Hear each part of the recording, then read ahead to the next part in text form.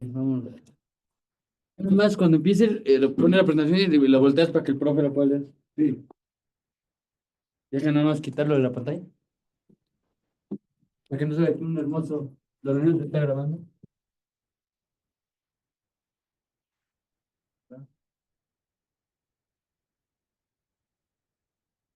Entonces tú necesitas así, ¿no?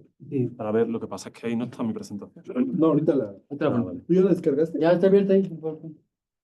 Ya de hecho, si tú dejas de compartir, vas a poner compartir, te aparece el cuadrito del PowerPoint para. Muy bien. Muy bien. Un Nos placer. vemos. Mucho Mucho gusto. Muy bien. Chao. Muy bien. Listo, quedó. Pa. Ya.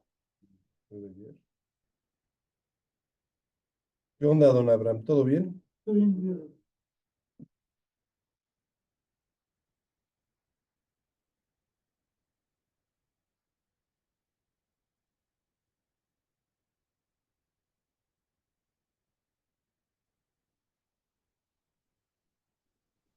¿Cómo es tu correo, Manuel?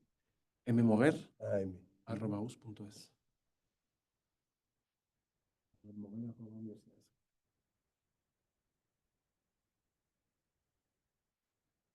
Tú me dijiste que tú coordinabas el máster, ¿verdad? Es correcto. ¿Qué tal? ¿Cómo va?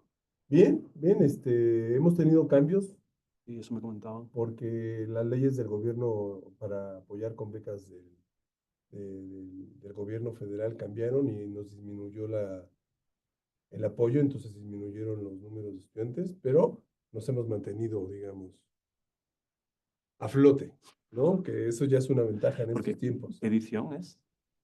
No, esta maestría va a cumplir 50 años el próximo año. ¡Qué barbaridad! Ah, pues entonces tienes que Fue mantenerla así. fundada en Sí. 1976. Y pero en Pero- los últimos 3 años, 4 años, después de la pandemia, Sí. disminuyó un 70% la matrícula por cuestiones del apoyo del gobierno. Sí, porque eso me contaron, que antes había muchos alumnos que estaban becados y por lo tanto... Exactamente. Ahora bajó muchísimo, seguimos con becas, pero mucho menores, y estamos justamente en esa etapa de esperar a que el nuevo gobierno pues, haga algún tipo de ajuste que nos permita regresar un poco, no a las matrículas donde teníamos grupos de 20 estudiantes, sino por lo menos 6, 7, 8, 10, que sea manejable, ¿no? Para el aprendizaje. Sí, hombre, aparte es un número ideal, en torno a 10, 12 alumnos. Número Sí, fantástico para una para maestría creo que sí, entre 6, 7 y 10 creo que es ideal, que ¿no? tengan una atención personalizada y puedan directamente Exacto, hablar. Está muy bien pensado. exactamente. No, espero que me invitéis para los 50 años. Ah, sí, claro, el próximo año vamos a ver qué hacemos. Hay muchos egresados. Mira, en 2 minutos arrancamos, ¿te parece? ¿Vale? Se está grabando ya y estamos transmitiendo en la página de Facebook. Así que, Pues este pobre hombre le voy a dar una clase solo a él. no, no, no, viene Laura y va a haber, hay una persona que pidió la liga y otro profesor que también se va a conectar. Luego va a ser una clase de 4. Sí, más los que estén conectados. Vamos a ver. Se van sumando. No sé si empieza a desnudarme algo para atraer. Bueno, no sé si va a traer audiencia o le va a repeler. Digo, por hacer un poco de marketing de guerrilla. Promete algo al final. Bueno, seguramente, dado el tema de hoy, pues va a salir el asunto de ayer, ¿no? De la toma de posesión Sí. del señor Donald Trump. Inauguration Day de Trump. Sí. Efectivamente. El uso, este, descarnado del narcisismo en la política. Efectivamente, pero eso va un poco la charla. En realidad las herramientas son exactamente las mismas comunicativamente que las que se utilizaban en la Alemania del 35. Exacto. Pero bueno, en contextos no democráticos y muy democráticos. En el fondo, las estrategias de comunicación institucional Eso son... es lo que está pasando. Bueno, vamos a empezar, muchachos, ¿les parece? Siento que estáis solo dos. Voy a daros una paliza horrible. No, no Me te paráis en cualquier preocupes. momento. Paliza Habrá un intelectual. diálogo rico y enriquecedor. Bueno, muchachos, vamos a empezar. Buenas tardes. Les mandamos un cordial saludo. Estamos desde el área académica de posgrados del Departamento de Comunicación aquí en la Universidad Iberoamericana para llevar a cabo esta actividad con el profesor, el doctor Manuel Moguer Terol. Él es profesor visitante proveniente de la Universidad de Sevilla, que nos acompaña aquí en el Departamento de Comunicación en estos días para hacer un intercambio de conocimientos y experiencias que nos es muy agradecible y con mucho gusto para recibirlo aquí en la universidad. Ya llegó por aquí nuestro compañero, el doctor Carlos Rodríguez Arechavaleta. Mi nombre es José Samuel Martínez López, soy académico del Departamento de Comunicación y bueno, junto con él, la maestría de comunicación y el doctorado en comunicación de nuestra universidad, en el Departamento de Comunicación, estamos llevando a cabo esta actividad académica, esta conferencia, esta charla que se titula Comunicación Política en el ámbito de la propaganda. Voy a leer rápidamente el resumen curricular de nuestro invitado para que lo identifiquemos. Él es docente de la Universidad de Sevilla, adscrito al Departamento de Periodismo y la Facultad de Comunicación de la Universidad de Sevilla. Es miembro del Grupo de Investigación de Communication and Social Science y participó brevemente en el Grupo de Investigación de Estudios sobre Medios para un Periodismo de Calidad. Las áreas de investigación del doctor Manuel Moguer son la comunicación política, el Internet, las redes sociales y la inteligencia artificial, especialmente dentro del ámbito europeo y local. Él es doctor por la Universidad de Sevilla en comunicación política y tiene un posgrado también en marketing, además de periodismo digital. También es docente en el centro EUSA y ha realizado estancias de investigación internacional en países como Colombia.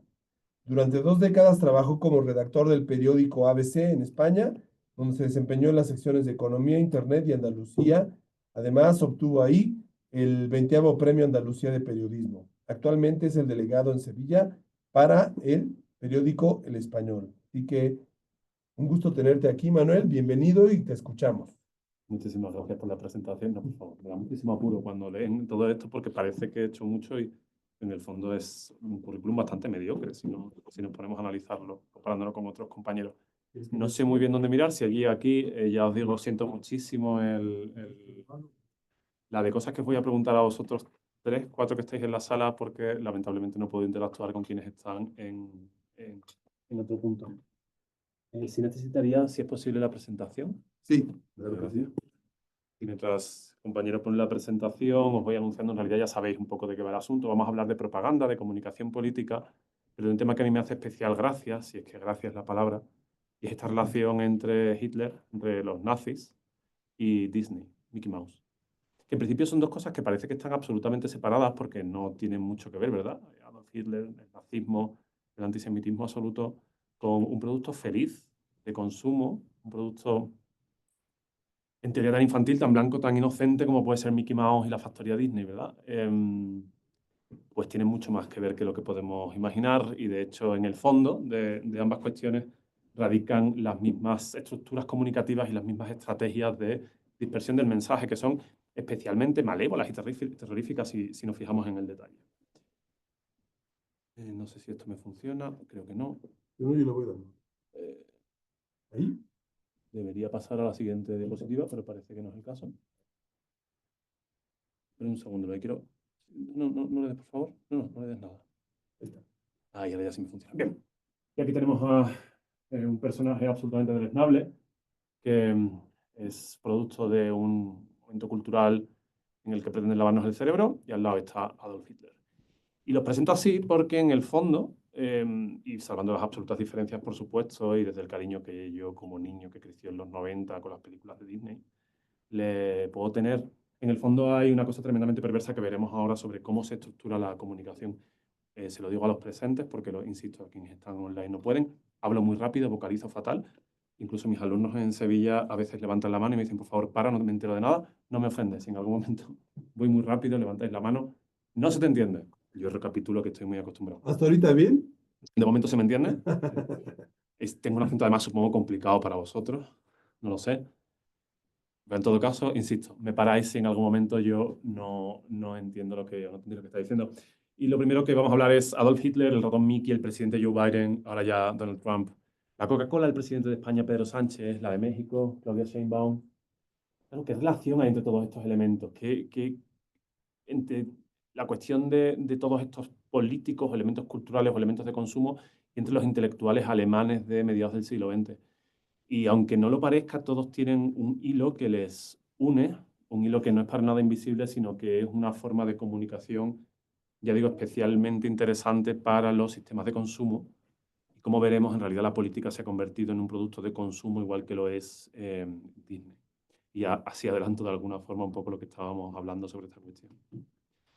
Bien, tenemos que remontarnos a una cuestión absolutamente teórica, en la que entiendo que mis compañeros docentes están más que familiarizados, que tiene que ver con Horkheimer y Adorno y la Escuela de Frankfurt. No sé si el resto también habéis hablado sobre esta cuestión, esta escuela comunicativa.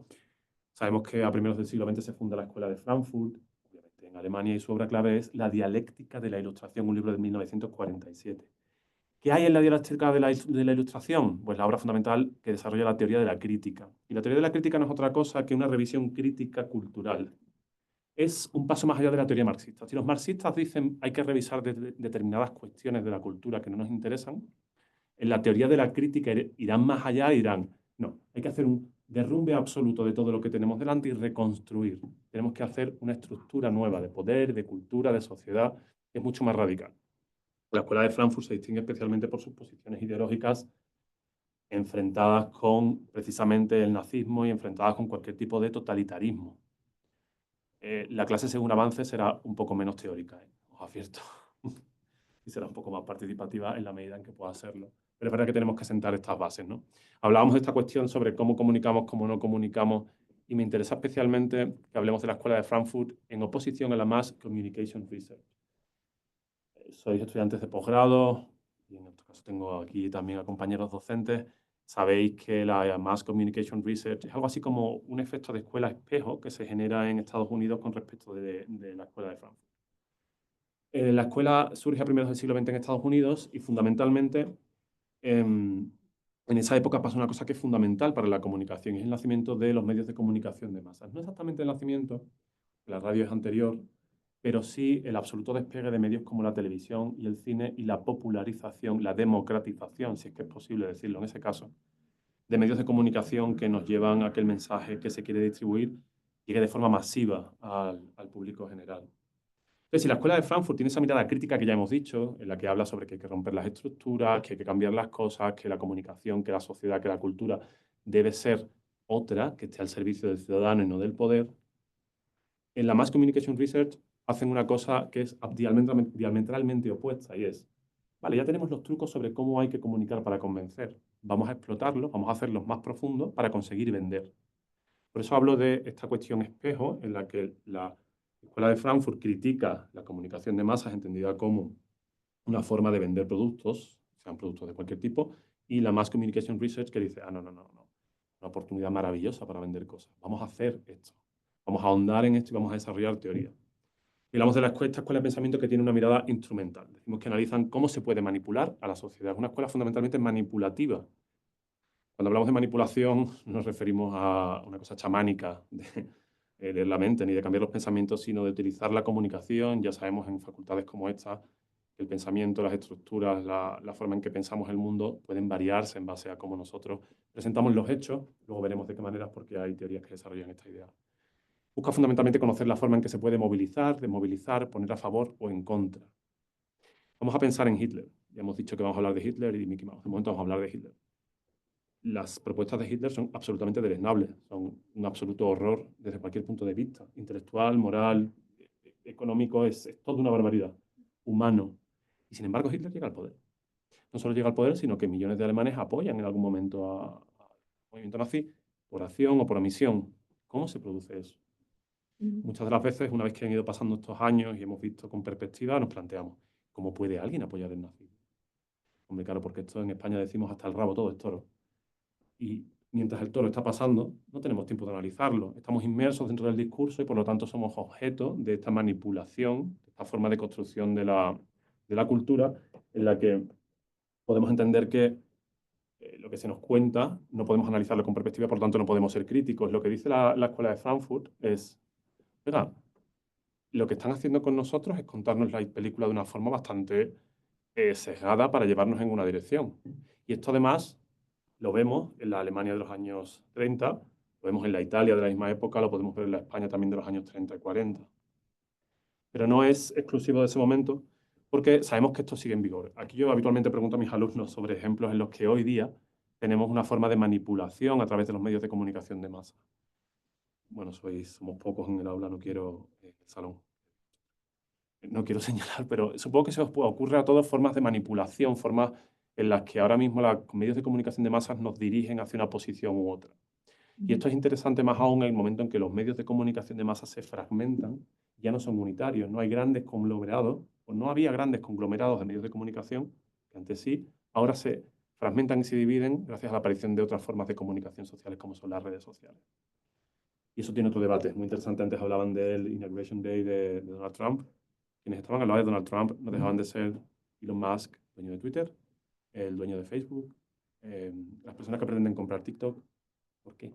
Porque el poder político quiere aliarse de las nuevas formas de comunicación porque entienden que van a formar otra oligarquía de medios que redirijan una vez más el pensamiento social a través de técnicas que ya son conocidas.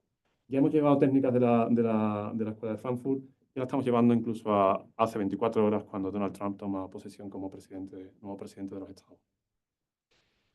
Pero hay que dar contexto histórico. Ahí tenemos dos maravillosas imágenes. Para la izquierda está Sevilla.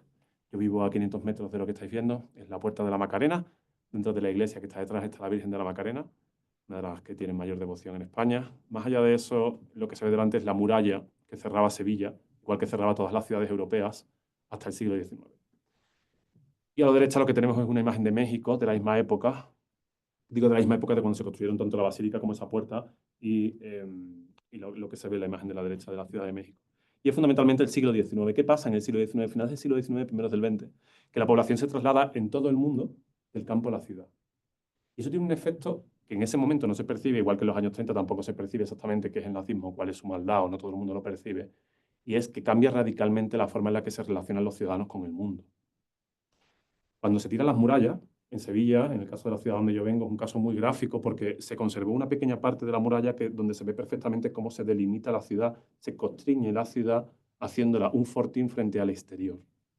Cuando se tiran esas murallas, la ciudad se abre al campo. Llega un aluvión, como el que se produce en el desarrollismo español de los años 60 y 70, pues en finales del 19, primeros del 20 también se produce eso, pero también pasa en México. La población de Ciudad de México crece exponencialmente a finales del 19, primeros del 20. No quiero preguntar aquí porque no sé si es un motivo de señalamiento, pero ¿quién es de México de toda la vida de 5 o 6 generaciones de mexicanos de la Ciudad de México? Yo no sé si pasa como en Sevilla, que no son tantos. Difícil encontrar a alguien que tenga tantas generaciones en Ciudad de México. 5, es complicado. Es más probable que haya 2, 3 incluso, Sí. precisamente por esa migración que se produce en todas las ciudades desarrolladas. México fue uno de los grandes faros de la civilización del mundo, sigue siendo hoy día, pero ya tenía mucho más mérito a finales del 19, primeros del 20. Y atrajo a millones de personas del campo que venían con la promesa de una vida mejor. Igual pasó en todas las ciudades del mundo, en Sevilla, en Madrid, en Buenos Aires, en París, en Roma. La gente no quería trabajar en el campo. La gente vio que en las ciudades había otro nivel de vida. Entonces decimos que esas grandes aglomeraciones de masa urbana, de ciudades en las que la gente llega masivamente desde el campo, resulta que se estructuran como por fin sociedades modernas. Y aquí llamamos sociedad moderna porque esto tiene su miga, que es una sociedad moderna.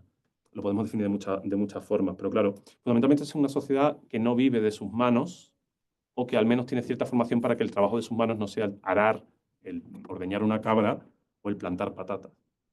Es decir, pasamos del trabajo manual en el campo al probablemente también trabajo manual, pero el trabajo fabril en la ciudad, que ya requiere de ciertos conocimientos, porque claro, en el campo planta patatas, básicamente con saberte el refranero, no sé si en México funciona igual, pero el refranero de los agricultores españoles es riquísimo y es como, tienen cosas como el agua de lluvia no quita el riego, o por abril aguas mil, o la patata se siembra después de no sé qué, todos son rimas, ¿no? Para recordar una forma de conocimiento muy intuitivo para que la gente sin ningún tipo de conocimiento intelectual supiese cuándo debía plantar la patata o cuándo se le ponen la sombra a las alubias para recogerlas.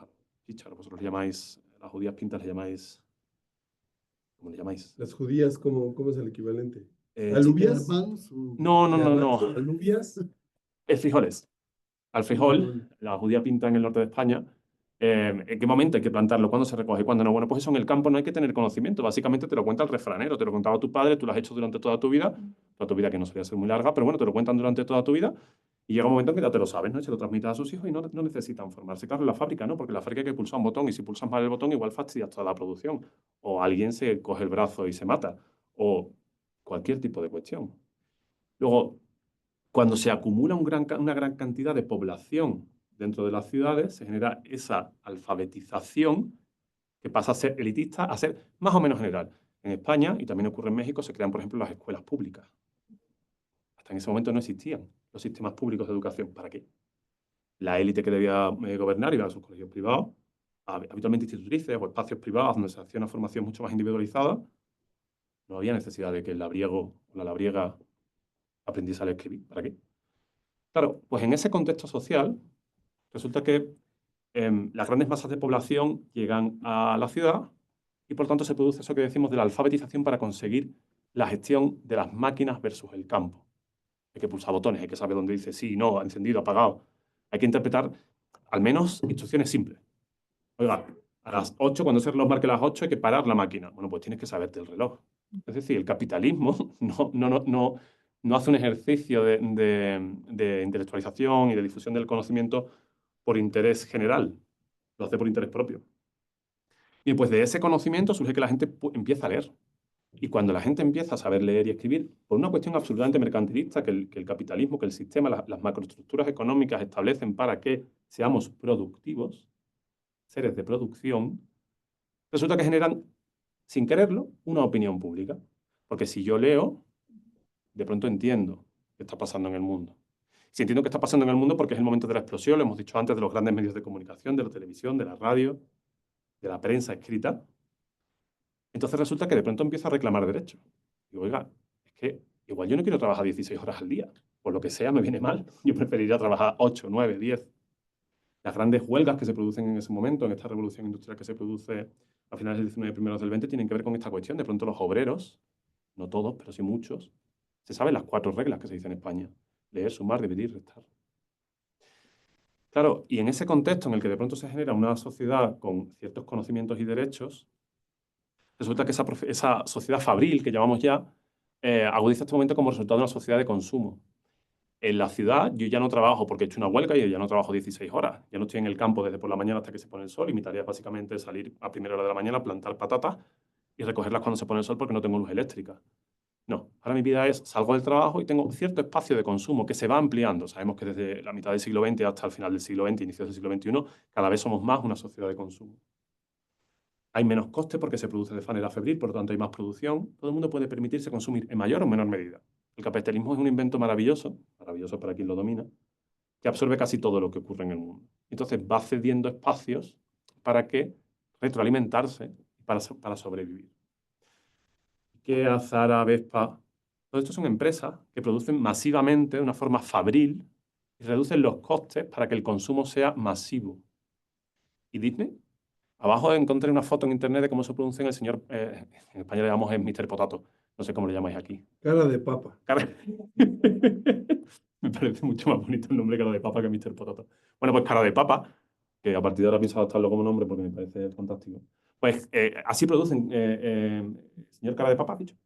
Con el Sí. señor, ¿no? Tiene el tratamiento. Señor cara de papa. Así, no le podemos apelar el tratamiento. Pues el señor cara de papa, resulta que lo fabrican unos señores chinos en masa. Y yo recuerdo, yo lo tenía de pequeño, yo tenía al señor cara de papa, la señora cara de papa y la familia cara de papa. Eran 2 pequeñitos y una escuela. En España tenemos Reyes Magos, éramos solo 2 nietos en la familia, 2 niños. Nos regalaban muchas cosas, fui un niño muy feliz. Claro, ahora con la adultez, de pronto veo eso y digo, es que con el juguete que yo jugaba, esa cosa tan feliz de Disney, lo producía un señor chino en una fábrica de la que no conozco las condiciones, porque esta es la foto que tenemos. Voy a suponer que las condiciones son maravillosas. Pero es una producción masiva. Es decir, el sueño de Disney es una producción masiva. Qué horror, ¿no? Si Disney es la magia, Disney es la felicidad, es la infancia. Y luego llega otro punto incluso más perverso. La política entendida también como producto de consumo. Llega un punto en que la política establece ideas y discursos, formas de expresarse que se parecen muchísimo a la publicidad tradicional. Andaremos en eso. La cuestión es que ya llegamos a un punto en el que parece que empieza a darnos un poco más de miedo este señor, que no tiene bigote, pero que empieza a ser un poquito preocupante. ¿Por qué? Algún repaso rápido antes de pasar a una parte un poquito más entretenida. Y hablamos de la masa, hablamos de la sociedad masiva, ¿no? Hablamos de las sociedades de inicios del siglo XX, mediados del siglo XX, la sociedad de consumo que se llama ya, fundamentalmente la sociedad de consumo, no solo consume objetos, sino también consume servicios. McDonald's, por ejemplo, fast food. Resulta que la sociedad va a los restaurantes y consume. Fijaos cómo a día de hoy el consumo de productos culturales, el consumo de productos gastronómicos es absolutamente masivo. Y las experiencias que no son masivas, en esta diferencia que se hace tradicionalmente en la cultura, en el análisis del discurso cultural de la alta y la baja cultura, lo que se supone alta cultura y por lo tanto producido de forma artesanal, única y especial, es carísimo. Los restaurantes con estrella Michelin son absolutamente prohibitivos para cualquier persona normal. Un menú de 200, 300, 400, 800 euros. No sé cuánto eso es en pesos. No sabría decir, 1.600.000 pesos por un menú. No sé cuánto sería más o menos. Está a veintitantos pesos, ¿no? Sí, 24. yo hago 21, más o menos, es lo que suelo hacer. Sí, 500 pesos, 20 euros, 500 pesos. Pues más o menos. imaginaos, 500 euros serían 10.000 pesos, ¿no? Así es. 10.000 pesos por una comida. ¿Quién puede permitirse eso? Claro, entonces, el resto de la sociedad, el resto del mundo, nos dedicamos a una cultura de consumo incluso en lo gastronómico, en las actividades, en el ocio, también en la política, ¿no? Y en la cultura. Esto es lo que hablamos de la cultura de masa y la Escuela de Frankfurt rechaza esto y, sin embargo, la Mass Communication Research, ya lo hemos dicho, lo analiza para aprovecharlo. Y esto es un poco lo perverso de lo que empezamos a hablar. Entonces, aquí ya entrando un poco más en materia y en por qué este señor Mickey es un ser perverso, o al menos la forma en la que nos lo presentan, hablamos del American Way of Life como aglutinador de la sociedad heterogénea y como promesa y manipulación. Y tú dices, joder, el American Way of Life, ¿cómo va a ser un horror si es la promesa del sueño americano? Si es el tener dinero para tener una casa, para tener un coche, si es el consumo. Bueno, claro, resulta que en una sociedad como la americana, en la que cada uno es de su padre, perdón, de la americana, estadounidense, claro, en España decimos americana y reducimos toda América a Estados Unidos. Al Golfo de América. Bueno, sí, y Canadá como estado número 51. A ver en qué queda eso. Pero claro, una sociedad absolutamente heterogénea de migración, de personas que cada uno venían de su padre y de su madre. Claro, en México tenéis una tradición absolutamente maravillosa precolombina, en la que sois de aquí desde hace generaciones y generaciones y miles de años. En Estados Unidos, a esa parte de la población que era indígena se la eliminó, y entonces la sociedad era absolutamente heterogénea. Había inmigrantes alemanes, inmigrantes británicos, inmigrantes escoceses, inmigrantes italianos. Entonces había que aglutinarlos a todos en esta cosa del American Way of Life.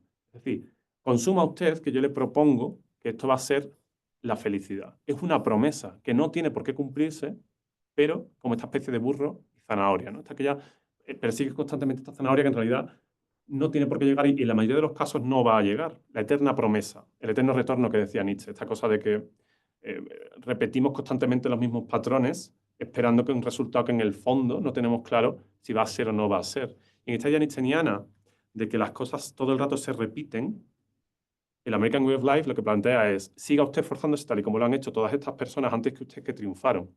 Claro, lo que eliminamos es la gran foto. Pero de las que triunfaron, ¿cuántos lo intentaron? Y de toda la sociedad americana, perdón, estadounidense, ¿cuántas de esas personas han acabado fatal por el camino? O malviven, o no alcanzan el nivel de vida que ustedes querían. Eso no lo muestra la cultura americana, no lo muestra este American Way of Life. Los medios de comunicación tienden a ocultarlo, nos venden historias fundamentalmente en el consumo masivo cultural, películas, series, novelas, habitualmente las historias del éxito.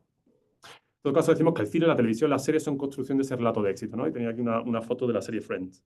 Yo no sé cuántas veces he visto vídeos ya en TikTok de gente analizando cuánto costaban los apartamentos de los protagonistas de Friends. No sé si habéis visto la serie. El apartamento en el que viven Phoebe y Rachel.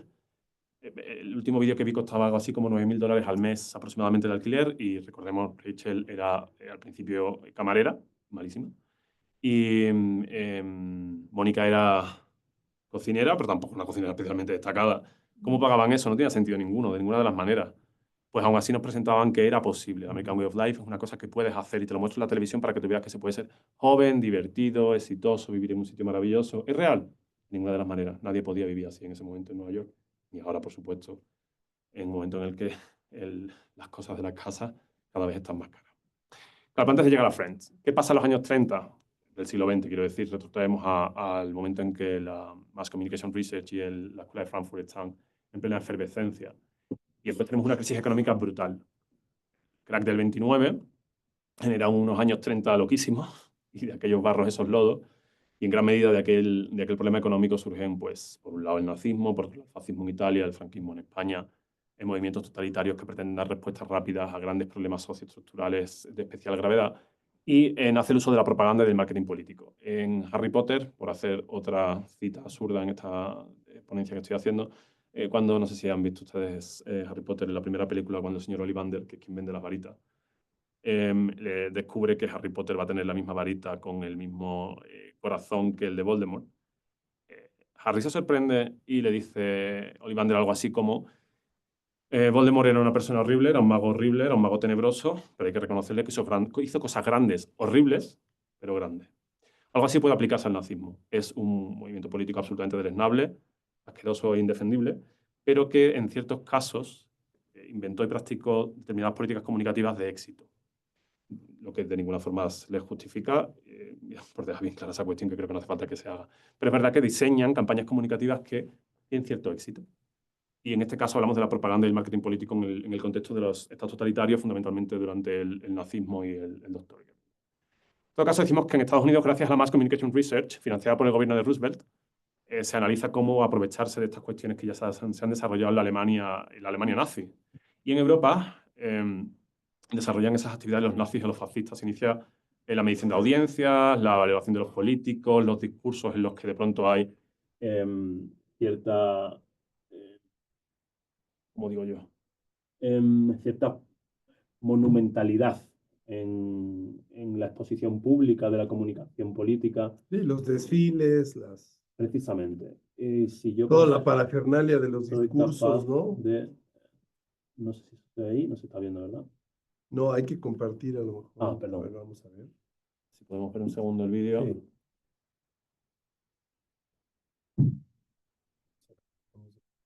Sí.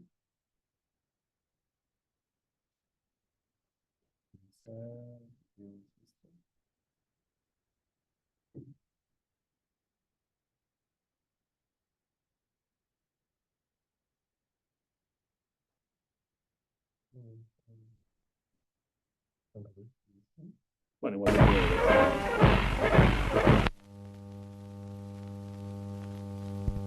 Meine Arbeitsmänner, wenn ihr euch lo so que me interesa seht, fundamentalmente la estética. dann wird es mir schwer zu sprechen. Uns allen geht das Herz über, vor Freude über euch. Ihr wisst gar nicht, wie das deutsche Volk euch lieb gewonnen hat.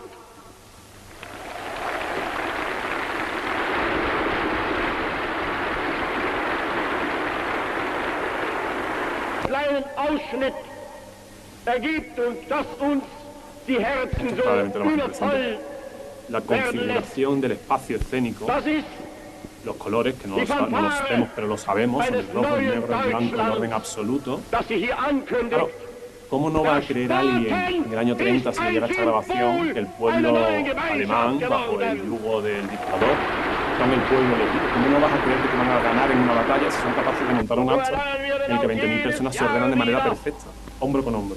Fijaos que los planos son contrapicados desde abajo, que acentúan la sensación de poder por parte del dictador. Solo le acompañan 3 micrófonos que prácticamente no se ven, pero que en el momento se entienden como un desarrollo tecnológico apabullante también. Tiene una voz que le llega a todo el mundo gracias a esos micrófonos. Es prácticamente sobrehumana, esta cosa del superhombre nietzscheano. Volviendo a esta cuestión, en realidad es polémico porque siempre se asocia a Nietzsche con el nazismo, no hay una relación tan clara. Este saludo parece que no suena de las últimas 24 horas, ¿no? Elon Musk y supuesto saludo. Y esta parte histórica. ¿Cómo no van a ganar una guerra? Estos son en realidad ciudadanos. Entonces, da mucho miedo. Hay una pequeña pausa para comentar que hace poco leí que uno de los elementos tecnológicos más relevantes de esa época fue la invención de esas bocinas para proyectar el sonido a esa cantidad de personas. Eso y la O sea, radio. esa invención es una invención alemana, ¿no? A ver, esa capacidad de amplificar el sonido no la tenía otra. Hay dos grandes inventos en la época nazi en Alemania que tienen muchísimo que ver con cómo se convenció a los alemanes de que aquello era algo interesante. Uno es ese, porque es prácticamente sobrehumano, esta cosa de que de pronto un señor está hablando y se le escucha un estadio entero. Sí, Prácticamente es Dios. Tecnológicamente no es viable en aquella época. Claro que no, era un invento nuevo. Y la segunda parte tiene que ver con las radios que repartió el régimen nazi entre los hogares alemanes, unas radios capadas en las que solo se podían escuchar determinadas sintonías, obviamente a favor del régimen nazi. Entonces, en la combinación de ambas, el audio, el sonido, en el momento en el que la televisión no existía de forma generalizada, bueno, existía en general porque hasta los 40 no se distribuye. Sí, te da una experiencia. La experiencia es brutal. Luego hablaremos de la guerra de los mundos y de esta cosa de... ¿Podemos volver a la...? Con el video, ahí va. No, simplemente por ver esta cuestión. La parte de la escenografía, de la representación visual y del espacio del régimen nazi, de los colores, de la importancia de lo visual, de cómo se organiza el espacio fundamentalmente en los grandes discursos. Entonces hablamos de nazismo y de comunicación. ¿Y qué le puedo dar? Ya. Espérame, déjame, a ver ahí. Creo que pasa más de uno. No. Vale. Entonces decimos que efectivamente tenemos este problemón, o teníamos este problemón en la Europa de los años 30, y de pronto... Porque no me deja ni pasar.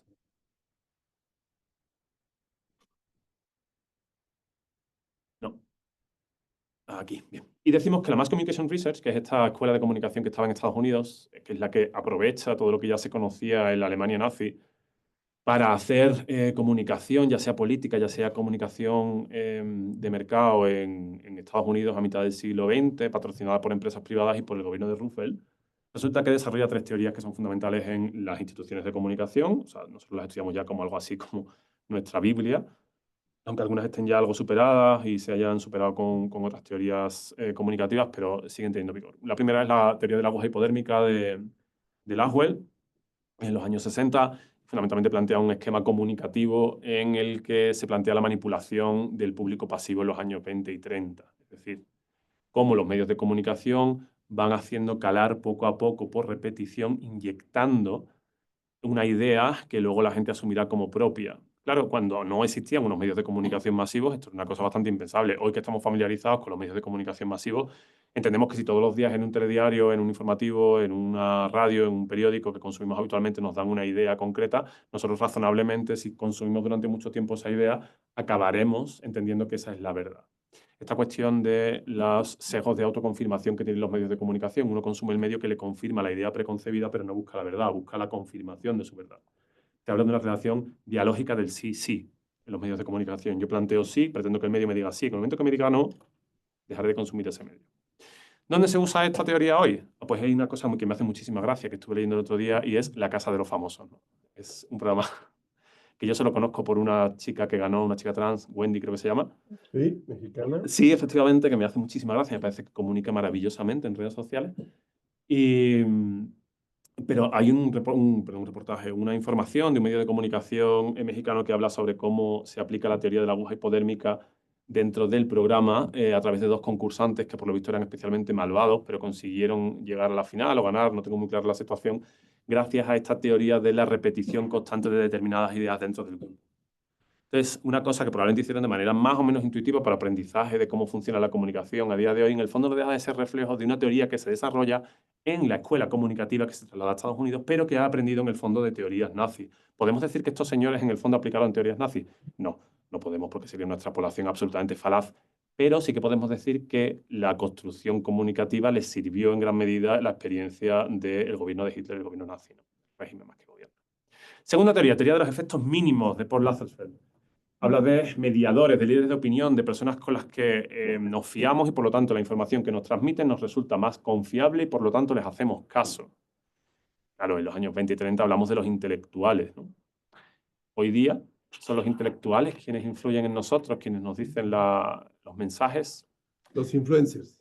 Casi sí, ¿no? Yo conozco ya pocas personas que lean a intelectuales o que escuchen a intelectuales o que conozcan nombres de personas que estén dentro de la supuesta intelectualidad del país, ya sea política, mediática o informativa.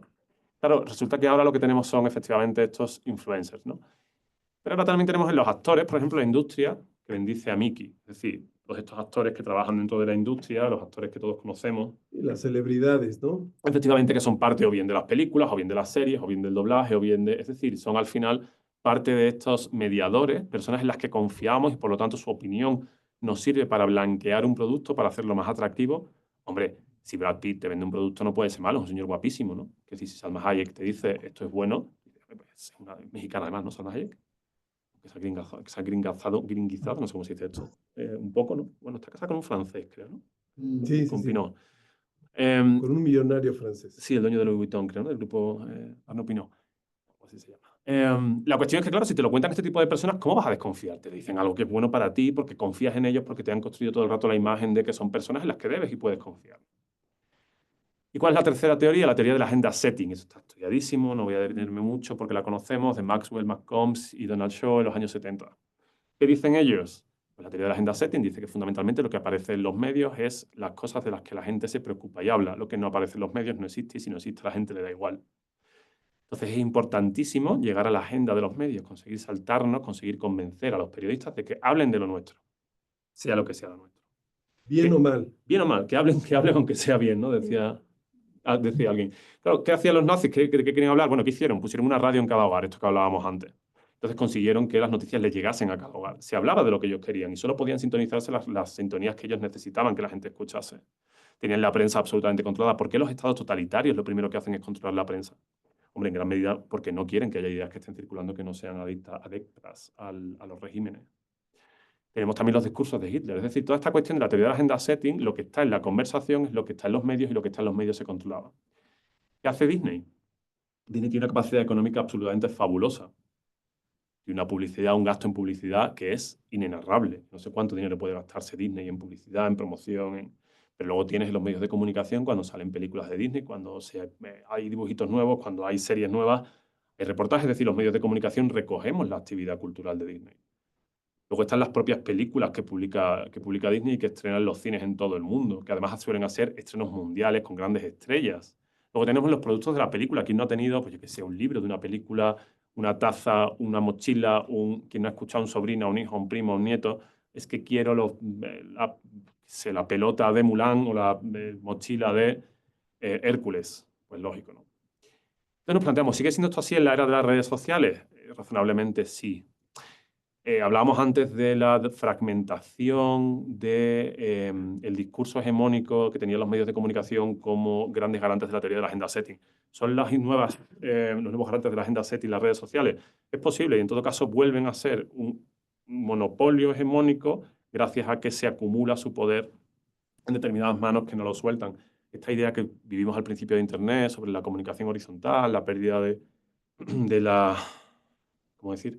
De la organización de arriba a abajo de la información, porque de pronto todo era horizontal y podíamos comunicarnos unos con otros sin que hubiese un nodo central que nos organizase.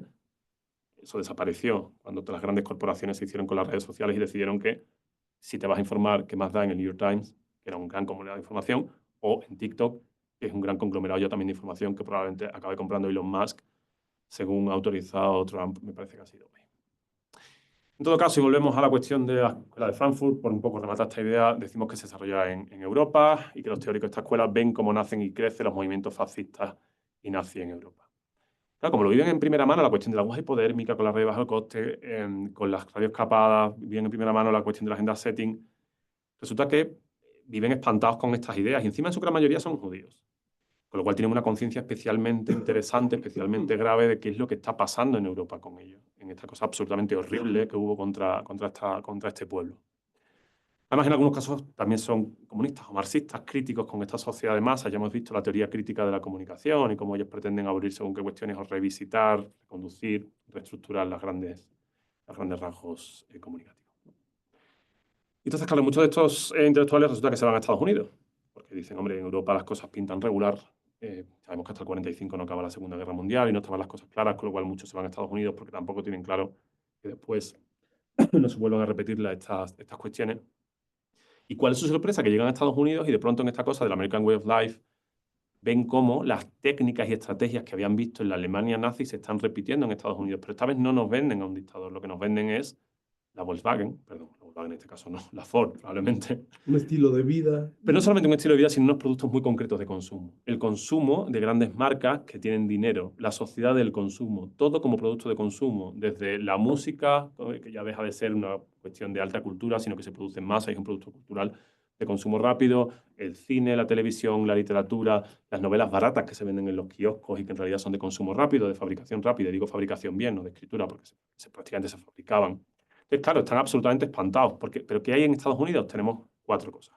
Tenemos, en primer lugar, los medios de comunicación de masas, que en Estados Unidos han crecido enormemente dentro de la libertad que ellos tenían en aquel momento. Ocurre también aquí en México, que también tenía en ese momento un gran desarrollo de medios de comunicación, fundamentalmente en los años 40, 50, 60. Tienen luego una gran masa de líderes de opinión, que son fundamentalmente cuando aparece la televisión, los presentadores de televisión, las estrellas de cine. No es gratuito el que los grandes estudios generen el Star System que crean, porque fundamentalmente lo que hacen es desarrollar un grupo de personas que son prescriptores. Luego tienen un capitalismo que todavía no era tan salvaje como devino después, pero que justifica esta cuestión del enriquecimiento de cualquier cosa para vender, para hacer dinero. no creo que nadie en Estados Unidos en ese momento ni ahora censure cualquier cuestión en la que se pueda hacer dinero. La cuestión de, para triunfar en el American Way of Life, a veces hay que hacer cosas que, pues hombre, no son exactamente interesantes. Y por último, esta bonanza económica, decimos, posterior a la Segunda Guerra Mundial, en la que Estados Unidos inunda de dinero en el mundo, porque tienen ese dinero, porque como no han sufrido los grandes envites de la guerra, como haya sufrido Europa, pues tienen un dinero y una industria en la que pueden permitirse eso. Pues en ese caldo de cultivo es donde llegan los investigadores decimos, de la Escuela de Frankfurt y alucinan con que estén allí los de la Mass Communication Research haciendo justo lo que ellos hacían o habían visto hacer en Alemania, pero haciéndolo para productos locales estadounidenses de ese momento. Comenta Estefanía aquí en el chat que también se debería de incluir en esta invisibilización o opresión o cooptación de estos públicos alternos a las personas con discapacidad, ¿no? Además, obviamente, del pueblo o de la comunidad judía en la Segunda Guerra Mundial. Absolutamente, los colectivos damnificados por la barbarie nazi son muchos. Lo que pasa es que el caso judío está especialmente bien documentado. La comunidad LGBT. La comunidad LGTBQ+, desde luego, efectivamente las personas con algún tipo de discapacidad, claro, todo lo que no fuese el ideal, aquel absurdo del régimen del momento, sino efectivamente son también parte de todo esto y es tremendo. No, y en la contraparte comercial también existían esos ideales, ¿no? Que excluían en la parte de la cultura de consumo, excluían también con sus prototipos, excluían otras figuras. Absolutamente, claro. ¿Cuáles eran los estándares los estándares estéticos, los estándares de consumo? Eran la perfección todo el rato, claro. Eran familias que se entendían absolutamente heterosexuales, heteronormativas, hombre fuerte, mujer bella, los atributos femeninos tendían a ser de cuidado, los atributos masculinos de proveer a la familia. Los niños debían ser dóciles y sumisos porque no tenían ningún tipo de capacidad. No existían ni las personas con discapacidad ni cualquier tipo de disidencia. La disidencia se penalizaba especialmente porque no colaboraba en esta cuestión de todos a una en levantar un régimen, que en el fondo es más capitalista, por supuesto, que otra cosa, pero no deja de ser una forma también de unificar. Ya hemos hablado antes de cómo los Estados Unidos, a través de este producto de cultura de consumo, unifica una sociedad que es absolutamente heterogénea en sus inicios. Pues decíamos que ¿qué es lo que horroriza a estos intelectuales? Bueno, pues básicamente que en Estados Unidos se usaban las mismas técnicas para vender a Mickey Mouse que las que se usaban en Alemania para vender a Hitler. Y aquí tenemos ya la conexión entre una cosa y otra. En realidad no era muy difícil de establecer cómo íbamos a llegar hasta aquí. Resulta que si vemos un parque de atracciones de Disney, en el fondo, las estrategias de colores, de orden, claro, en este caso ellos no buscan esta sensación de transmisión de absoluto orden y de milicia, sino que intentan transmitirnos pues otras cuestiones, felicidad, colores, dispersión, pero lo hacen usando técnicas que ya se utilizaban con la cuestión nazi. Colores, orden, disposición del espacio público, música constante y repetitiva. Pero además de Disney, hablamos hablamos de la cuestión de lo sentimental. ¿A qué asociamos Disney? Cuando somos pequeños, probablemente a la felicidad, al sueño, al cuento, a un espacio de fantasía donde podemos ser felices, que no tiene que ver con el espacio diario, donde probablemente tenemos responsabilidades, límites por la escuela o por los padres. Es decir, apelan a lo sentimental. Disney en ningún momento apela a lo... Mickey Mouse no apela, bueno, en primer lugar es un ratón con guantes, no tiene sentido ninguno, no apela a lo racional en ningún caso. No sé si conocéis algún ratón con guantes que sea tan cargante y tan insufrible como Mickey Mouse. Pero claro, no es una versión realista, es absolutamente sentimental. Es un ratón que hace cosas... Es un ratón que tiene un perro.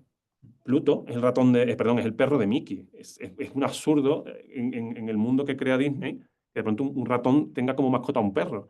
Que a su vez Pluto camina a 4 patas, pero luego está Goofy, que es otro perro, pero que es antropomórfico, perdón. Es decir, camina sobre 2 patas y se comporta como una persona.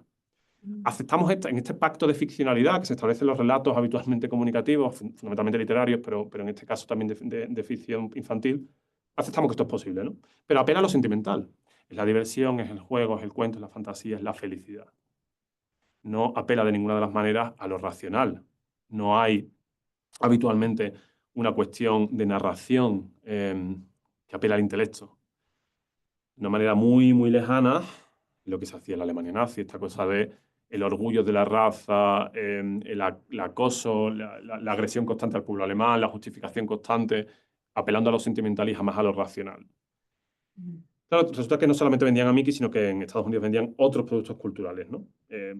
Y hablamos de que las estructuras mentales y sociales definen quiénes somos y las estructuras mentales y sociales se establecen en base a lo que se consume en ese momento en Estados Unidos, y lo que se consume se establece como producto. Un pueblo que lee constantemente altísima literatura, pues sería un pueblo muy pedante, muy cargante, muy horrible, pero probablemente con una conciencia de ciudadanía mucho más alta que quienes se dedican a consumir. En tanto que seres consumientes, en tanto que consumidores, la sociedad pierde en gran medida esa capacidad crítica. Básicamente, si nos dedicamos a consumir y a lo sentimental, ¿dónde queda la reflexión? En un mundo que solo fuese así, cerraríamos todas las universidades y algunos aquí nos quedaremos sin trabajo, lo que sería una gran pérdida en algunos casos, al menos para nuestros caseros, no sé si para la ciencia. En todo caso, decimos esta cuestión de que la Mass Communication Research está desarrollando cuestiones que vemos aquí de una forma un tanto gráfica. De ninguna de las maneras, y esto quiero dejarlo claro, estoy comparando el régimen de Trump con el régimen nazi, no es eso lo que quiero decir. Porque de hecho, esta comparación que estamos haciendo aquí puede hacerse con casi todas las estructuras de visualización del poder que se establecen hoy día. En gran medida se desarrollan, y en realidad también son imitación, en la Alemania nazi. Lo de la derecha es un discurso de Hitler en una tribuna en la que básicamente hay grandes banderolas que sabemos que son rojas, blancas y negras, absolutamente identificables, y la única persona delante es el Führer, Hitler. En la imagen de la izquierda lo que vemos es la presentación que se ha hecho del Capitolio, creo que es, me vais a perdonar porque yo no estoy tan puesto probablemente como vosotros en cultura estadounidense, creo que es el Capitolio, ¿no? Gracias. En la que se han dispuesto las banderas americanas, que sabemos que son rojas, blancas y azules, en grandes banderolas que caen de espacios neoclásicos que nos recuerdan a esta cosa de la Grecia clásica y del poder y de la razón y estamos mezclando lo sentimental con lo racional, conectando el orgullo de país y los colores de una bandera con esta cosa de neoclásica que le da al peso de la intelectualidad y del poder de esta referencia a la Grecia donde se inventó la democracia. Entonces, fijaos que los códigos son los mismos. Pero en la toma de posesión del primer ministro de Francia ocurre igual, ¿eh? Y en el de España y en el de el poder tiende a tomar todos los elementos posibles para legitimarse.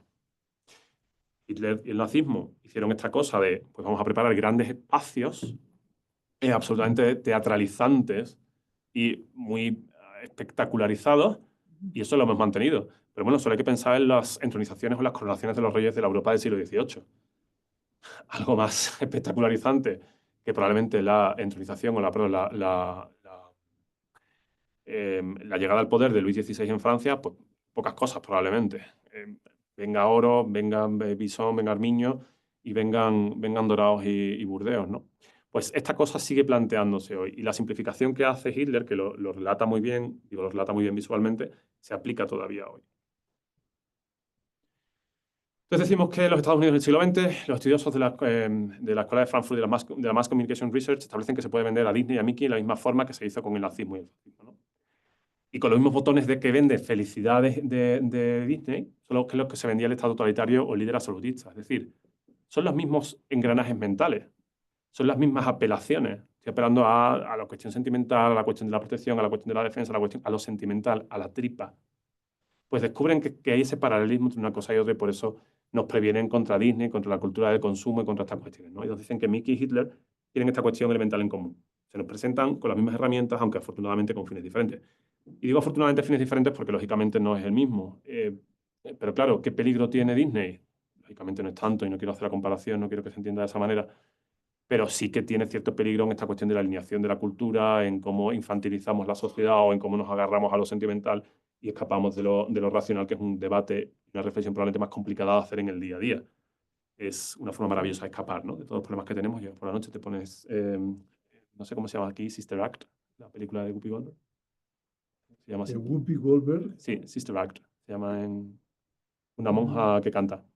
Cambio de hábito. Cambio de hábito. Cambio de hábito, bien. Es una película absolutamente tonta, que a mí me fascina, tengo que decirlo. Pero en la que básicamente llegas y ves a una señora que es cabaretera y que de pronto se pone a cantar con un coro y el Papa acaba llegando a su iglesia. No es una película absolutamente tonta que cumple todos los extractos de la teoría del cuento de los formalistas rusos de héroe, villano, medio, en fin, es la simplicidad que apela al sentimiento y a la ternura y a las monjitas y a la... Es un poco, pues eso es fundamentalmente el peligro de todo esto. Y mientras estás viendo Cambio de Hábitos, que me parece un nombre maravilloso por otro lado, aprendí hoy dos, ¿no? Uno es el señor... Cara de papa. El señor Cara de Papa, y otro es Cambio de Hábitos. Pues en tanto que apelamos a esta cuestión sentimental y de simplificación y de pérdida de identidad intelectual, pues estamos depreciando bastante la sociedad y estableciendo un problema bastante grave. Y lo último que quiero hacer, porque no quiero robaros mucho más tiempo, esta cuestión de Disney y de cómo nos venden Disney tiene un agravante, si se puede llamar agravante, que tiene bastante cuesta peliaguda, ¿no? ¿Película de Disney o pornografía? Lo de abajo, lógicamente, no es pornografía, es arte, porque no me he atrevido a poner una imagen pornográfica, porque pretendo seguir, que me aguantéis hasta el viernes aquí, no me echen. Pero bueno, sabéis que sugiere, ¿no?, una relación sexual en la parte de abajo. Bueno, entonces, claro, la pregunta que yo me planteo, y una cosa que a mí me obsesiona bastante cuando doy clase y siempre le planteo a mis alumnos es, no sé si sois padres, pero vamos a suponer que sois padres de un niño de 5, 6, una niña de 5, 6, 7 años. ¿Le pondríais una película de Disney? Llevo un rato hablando fatal de Disney, ¿no? La Sí, respuesta es claro. probablemente, pero sí, ¿no? Como cualquier... ¿Y le pondríais una película pornográfica? No, por supuesto que no. ¿Por qué? A ver, Laura, ¿tu opinión? Igual no iba yo por ahí. Bueno, sí, bueno, hay cinematografía pornográfica quizás más realista o menos, pero efectivamente ambas son construcciones un tanto fantasiosas de lo que deben ser las... Sí, efectivamente. Bueno, hay de todo en Internet, por lo visto. No, pero la cuestión, y por eso lo pregunto, es porque habitualmente, o lo que mis alumnos cuando son, sobre todo más jóvenes, que su reflexión es bastante más visceral y menos reflexiva, es, no por Dios, ¿cómo le voy a enseñar pornografía a los niños no deben de ver relaciones sexuales, que es verdad. Un niño pequeño no entiende una relación sexual, no debe ver sexo explícito porque no lo entiende fundamentalmente. Porque cuando sea mayor lo entenderá que es una representación fantasiosa, como bien decías tú, absolutamente espectacularizada de una relación que no es así, puede generar falsas expectativas, falsas relaciones con su cuerpo, con los de los demás. Es peligroso incluso que los niños pequeños vean pornografía. Claro. Genera unos cambios en las estructuras mentales que no deben suceder en niños pequeños. Y sin embargo les enseñamos las películas de Disney. Entonces yo siempre pregunto que cuál es la película favorita de Disney de la audiencia que tengo en ese momento. No sé cuál es la vuestra. ¿Alguna en concreto que os gustara de pequeños? O de mayores, vamos, que yo aquí ya sabéis que me gusta cambiar de hábito. Blancanieves, qué sé yo, Blancanieves. ¿De qué trata Blancanieves? ¿Cuál es la de, sinopsis? ¿Cuál sería el resumen del argumento? de una chica inocente o pura que busca Ujú. conquistar A un príncipe, ¿no es? a un príncipe y se interpone una mujer malvada. Ajá. Pero pasa algo más por medio, ¿no? Resulta que Blancanieves se va al bosque con los 7 enanitos, ¿no? Es correcto, y ahí hacen una especie de fiesta o de... Ujú. ¿Y cómo se resuelve la película? ¿Cuál es el final? Como todas las de Disney, que la malvada paga su precio por haber intentado... Claro, pero si hacemos una lectura crítica de la narración que hace Walt Disney sobre la película de Blancanieves, entendemos que los personajes femeninos se reducen básicamente a una chica joven y bella, porque no puede ser fea, a las mujeres no se les permite ser feas, que aspira al amor como única opción en su vida, o sea, salvación es a través del amor, y no es el amor a sí misma, no es el amor a los animales, no es el amor a la vida, no es el amor a los demás, es el amor a un hombre que además debe ser un príncipe que la salve. Ella no puede salvarse sola. Necesita un príncipe que la valide y la salve.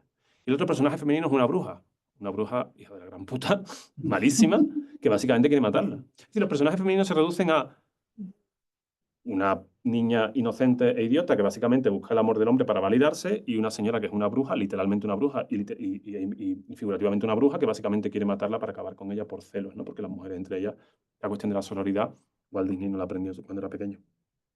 ¿Qué es que les estamos diciendo a las niñas cuando ven esta película? Tienes dos roles en la vida. Alguien que debe perseguir a un hombre que debe ser guapo, alto y rico, porque tú no puedes ni ser rica ni valerte por ti misma. Y el físico es fundamental. Ojo con ser fea. Y dos, si no eres eso, eres una bruja. Es horrible. Pues eso le decimos machaconamente y los niños consumen machaconamente desde que son pequeños. Ya sabemos que en aquella teoría de la aguja hipodérmica, si desde pequeños nos están diciendo que como mujer tú tienes dos opciones en la vida, ser princesa y necesitas un hombre que te salve, o ser bruja y ser mala, va a ser difícil que sin otros referentes tú construyas una imagen, una personalidad y una idea de ti misma que difiera de esta cuestión que nos han contado desde pequeños.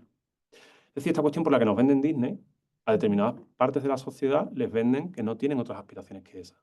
Pero fijaos en los 7 enanitos. Son retrasados mentales. Perdón. Son personas con bastante poca capacidad. Quiero decir retrasados mentales en el sentido de que básicamente van a la mina constantemente hasta que llega la chica Blancanieves y se vuelven locos porque son hombres y los hombres han de volverse locos ante las mujeres. deja todo lo que tienen que hacer y le ayudan en lo que quiera que sea. Pero yo creo que en ninguna escena de la película vuelven a acabar en la mina. Yo no sé de qué viven desde que llega Blancanieves hasta que la consiguen casar. Es una cosa también muy patriarcal, ¿no? Como tenemos que casarla, pobrecita, no vaya a quedarse soltera, que es una cosa horrible. De las princesas han de casarse. Afortunadamente eso empieza a cambiar hace no tanto, con esta cosa que luego ha dado en llamarse la generación woke, o woke, no sé cómo lo decís aquí, en la que las Sí, woke. princesas woke, ¿no? Empiezan a hacer otras cosas, ¿no? Y de pronto tenemos otras princesas en Disney que hay tímidos intentos en los que hacen cosas diferentes y se valen por sí mismas. Ya no buscan la validación de un hombre, pueden ser protagonistas de su propia historia, no hace falta que las salven. Pero Blancanieves es un ejemplo perfecto de cómo se le dice a las niñas, oiga, usted no puede ser una persona completa por sí mismo. Usted necesita de toda esta cuestión de un príncipe que la salve. Pero ¿qué se le dice a los hombres que ven esa película? ¿Cuál es el papel que nos dejan a los hombres en esta película, a las personas que se sienten hombres? El papel que nos dejan es salvadores. Nosotros somos cuidadores, salvadores, príncipes, debemos ser Protectores, guapos, claro. claro, debemos ser fuertes, debemos estar siempre dispuestos a una pelea, debemos ser especialmente físicos. Yo creo que no vais a conocer la vida de alguien más débil que yo. A mí no hace falta pegarme para tumbarme en el suelo. Con hablarme mal, lloro.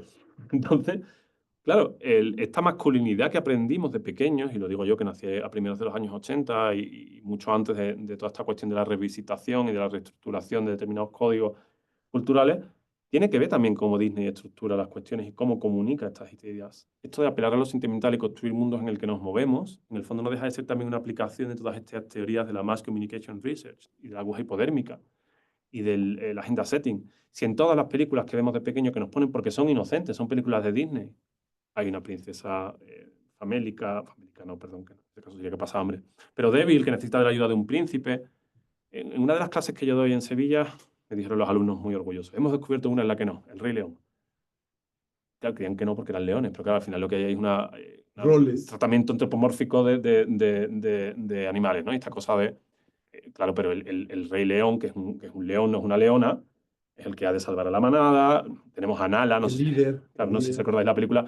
Tenemos a Nala, que era también una leona, pero ella no es capaz de salvar nada. De hecho, es la medio novia, porque solamente puede tener ese papel de amante no porque eran muy pequeños, de Simba. Simba se va, Nala desaparece de la historia, no sabe qué pasa, y vuelve. Nala es una adulta, pero no ha hecho absolutamente nada. Tiene que llegar el león a poner las cosas en su sitio. Entonces, claro, ¿qué hacemos entonces? ¿Les ponemos películas Disney o pornográficas a los niños? Pues es complicado, ¿no? Hombre, pornográficas desde luego que no. Vamos, esto es una opinión personal. Hay que evitar que los niños pequeños, si no conocen los asuntos, no los entienden, consuman ese tipo de cosas. Pero igual tenemos que empezar a pensar que todas estas técnicas que se desarrollan en la Europa de los años 30 y que luego desarrollan con muchísima más profusión la Mass Communication Research, igual tenemos que empezar a pensar que afectan a los niños y que los constructos culturales igual tenemos que explicarles o ver con ellos las películas para explicarles las claves.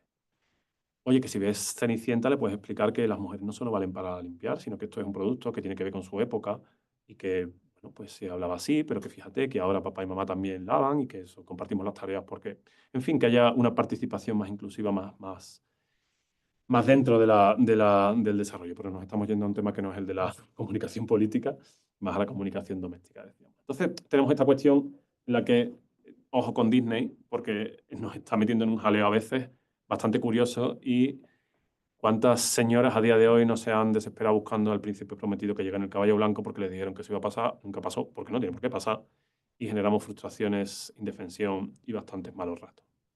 Más implicaciones de esto de Disney, la propaganda, etc. Las técnicas de propaganda llevadas al siglo XXI. Mismas artes, distintos temas, ¿o no? Claro, resulta que sabemos que las estrategias comunicativas que se establecen en la propaganda nazi en los años 30, que ya sabemos que evolucionan de una forma en la que el capitalismo las absorbe para hacer los productos de consumo y para vendernos cosas como Mickey Mouse, siguen utilizándose a día de hoy no solamente para los productos de consumo. Y decimos que hacen las mismas artes, pero con distintos temas, y digo o no. ¿Sobre qué temas trataban los discursos de la extrema derecha de los nazis en los años 30 y utilizaban la estrategia? El diferente había que eliminarlo. ¿A qué nos suena esto? La disidencia de cualquier forma homogénea de representación social es peligrosa. En el fondo no dejan de ser ideas que se repiten constantemente y que adoptan y se camuflan en discursos democráticos cuando en el fondo siguen utilizando recursos que no dejan de ser estrategias de propaganda de esta época. Tenemos aquí los 11 puntos de las estrategias, no los voy a leer porque voy a dejaros en paz Es que ya os he hablado de pornografía, Disney y el señor Carapapa. Creo que he cumplido ampliamente. Pero sí me interesa que si en algún momento queréis consultar las tengáis, porque si las vamos analizando una a una, y no me las sé por supuesto, hay determinadas cuestiones que se van viendo cómo son cosas del día de hoy. Principio de simplificación y del enemigo único. Dice, adoptar una única idea, un único símbolo, para mí y para el otro. Cuando hablamos de esto en la Alemania nazi, sabemos que hablamos de la esvástica, del partido nazi, del rojo, del blanco, del negro, de la representación visual que se hace de los grandes escenarios de ese Führer. Habla alemán, he dicho Führer como si hablase alemán, perdonadme. Führer, no sé cómo se dice. Encima de una plataforma con un solo micrófono, con un plano contrapicado, en lo que lo vemos desde arriba y observamos su sensación de propio. Pero ¿cómo se traslada eso al siglo XXI? Son las marcas. ¿De qué color es Coca-Cola? Sí, los símbolos, las banderas, ¿no? Aplicado en la política serían banderas, aplicado en el comercio, aplicado en el consumo serían efectivamente las marcas. Principio del método de contagio. El adversario, el otro, es una unión de muchos individuos o realidades, el consumidor, el votante, los otros. La agrupación. Todo lo que no somos nosotros son los otros. Los MAGA. Efectivamente. Todo lo que no son ellos son malos. Y da igual qué y da igual forma, porque además no es un razonamiento, es un sentimiento. No son nosotros, son los otros. Eso es peligroso porque nos retrotrae una cosa como de las cavernas, ¿no? Los que no son de mi tribu son peligrosos. ¿Por qué? Pues mire usted, porque no nos entendemos, porque si me matan y si me quitan el mamut para comer. Principio de transposición, un ataque como mejor defensa, cargar sobre el adversario con mentiras o verdades, debates políticos, y aquí hablamos en estos momentos de debates como la desinformación, como las macroestructuras informativas que a día de hoy se dedican a diseminar discursos falsos para hacer creer que ciertas realidades pueden pasar por ciertas. Podemos ir repasando uno a uno y veremos cómo hay una aplicación actual de estas cuestiones. Igual no todos juntos, igual van pasando por otras épocas, igual pasan por otros constructos, pero desde luego son apasionantes como hemos reconfigurado unos principios que creíamos superados y los utilizamos. Probablemente nadie en su sano juicio, nadie que sea una buena persona, nadie que sea normal, si le preguntas qué te parece el nazismo, dirá, pues fenomenal, estupendo. No, claro, no, nadie, entiendo. Bueno, nadie con quien yo quiero tratar.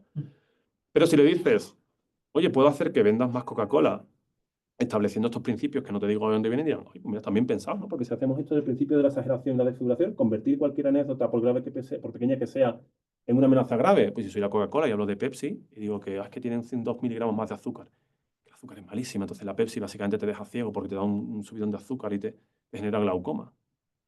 Pues entonces igual la mercadotecnia sí acepta determinadas medidas. Es decir, paso por la turmix del consumo, elementos que en el fondo son ideológicos y son absolutamente peligrosos, como son los principios de la propaganda que se establecen en el régimen nazi.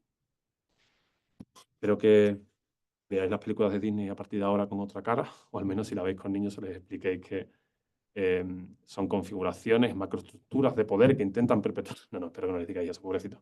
Que vean El Rey León como quieran y sean felices y les expliquéis las cosas como son. Yo os agradezco mucho, tanto a mis compañeros como a vosotros, el haber estado aquí, que sé que es una hora complicada, o sea que más mérito tiene. Y cualquier cosa que necesitéis estoy a vuestra disposición, aquí en España. O sea que muchísimas gracias por todo. Muchas gracias, Manuel. No, por favor. Muy nervioso. Gracias. Podemos tener un intercambio de preguntas, de dudas, de comentarios. Quien guste, puede. Igual llevo 1 hora y 40 hablando. Yo, si alguien no, o sea, entiendo que no haya preguntas. Entiendo que lo que haya son ganas de matarme. Estoy consciente de que. Bueno, es interesante pues ver que la historia de las escuelas de estas corrientes académicas, ¿no? En Estados Unidos, que en algún momento convivieron, ¿no? En California, en Nueva York, con sus diferentes orígenes, pues obviamente coinciden en un momento histórico y tienen su batalla ideológica estaba muy relacionada con la historia de sus propios contextos, ¿no? Absolutamente, claro. O sea, son formas de ingeniería social que se construyeron en un momento donde los medios de comunicación pasaron a ser masivos y se ocuparon justamente para fines distintos, pero la tecnología y la ingeniería era la misma, ¿no?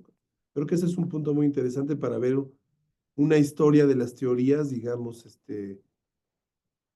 en sus usos, más allá de la pura abstracción de la teoría o de los teoremas, ¿no? A mí que me obsesionaba mucho cuando me explicaron por primera vez las teorías de la comunicación, en esta asignatura que se da en periodismo, de teorías de la comunicación, al menos en España.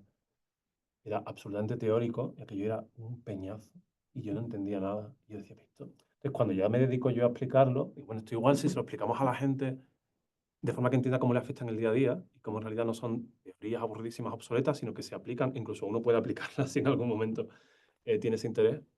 Entiendo que se entiende mejor, uno, por qué y cómo funcionan los regímenes totalitarios, y dos, por qué y cómo funciona también el capitalismo a día de hoy.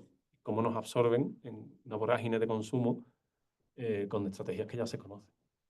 Sí, lo teórico es complicado, hay que llevarlo. Yo soy muy Sí, abogo pero siempre está muy bien la ejemplificación porque además las posturas morales de cada una de las corrientes, cada una se asumía con cierta pureza que no tenía, ¿no? Los teóricos de la Escuela de Frankfurt conocían medianamente o poco o muy mal los aportes de la corriente contraria y viceversa. Los de la corriente contraria tampoco conocían del todo las ventajas del pensamiento crítico, ¿no? Y había efectivamente como una especie de muro entre ellos.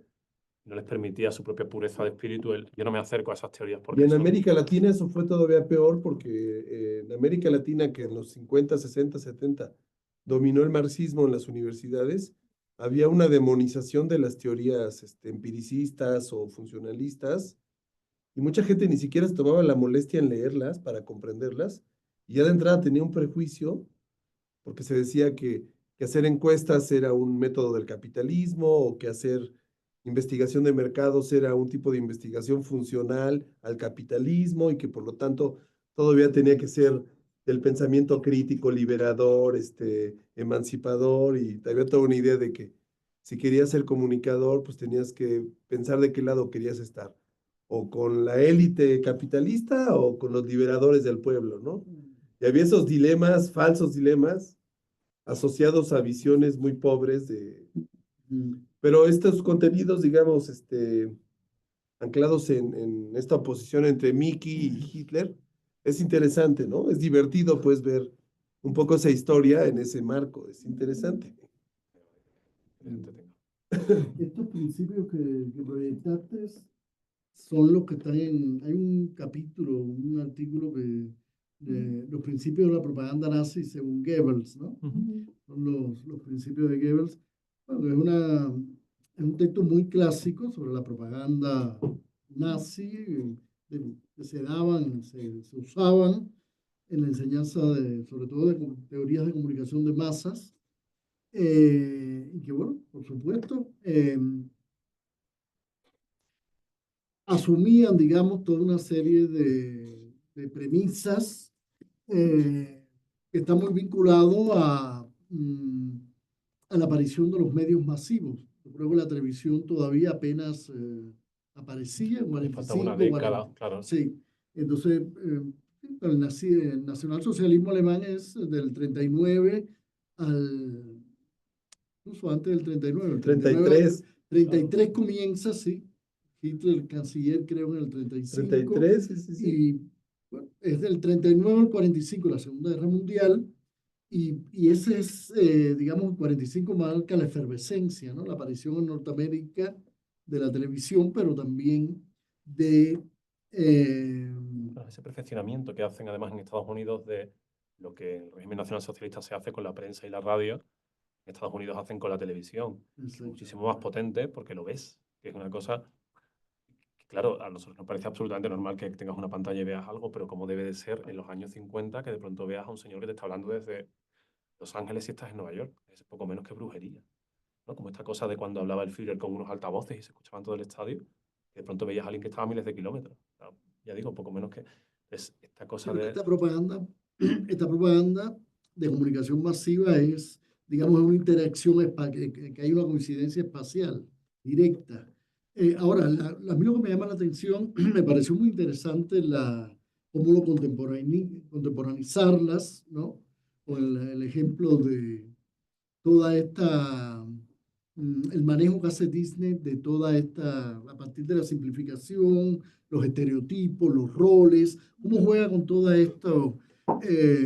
Me parece muy bien. Lo que me queda una duda sobre cuánto se complejiza en un escenario hipermediatizado o, digamos, digital, como el actual, el efecto, lo que podríamos llamar el efecto directo o limitado de estas técnicas de propaganda Hay una investigación interesantísima justo ahí en lo que estás diciendo.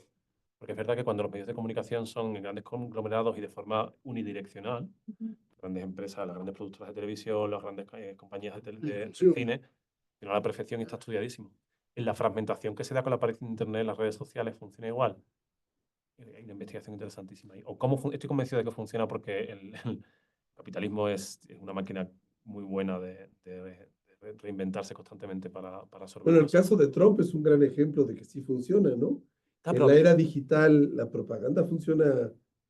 en España, por ejemplo, hay una cuestión, por ejemplo, en el uso de las redes sociales y la comunicación política con TikTok. Con Instagram, pero más con TikTok. La extrema derecha ha hecho suyo espacios como TikTok e Instagram y lo hace a través de una especie de propaganda gris en la que no identifica que son ellos, pero son habitualmente unos vídeos del tipo de un chico guapo o una chica guapa, entrevista a gente por la calle en vídeos cortos y les pregunta cosas que van estableciendo una agenda setting. Les pregunta, por ejemplo, a chicos que se supone que para por la calle de forma aleatoria. Hola, ¿qué tal? ¿Cómo estáis, chicos? No sé qué, no sé cuánto, ¿dónde venís? Ah, venimos del cine, de la facultad, donde sea, ¿no?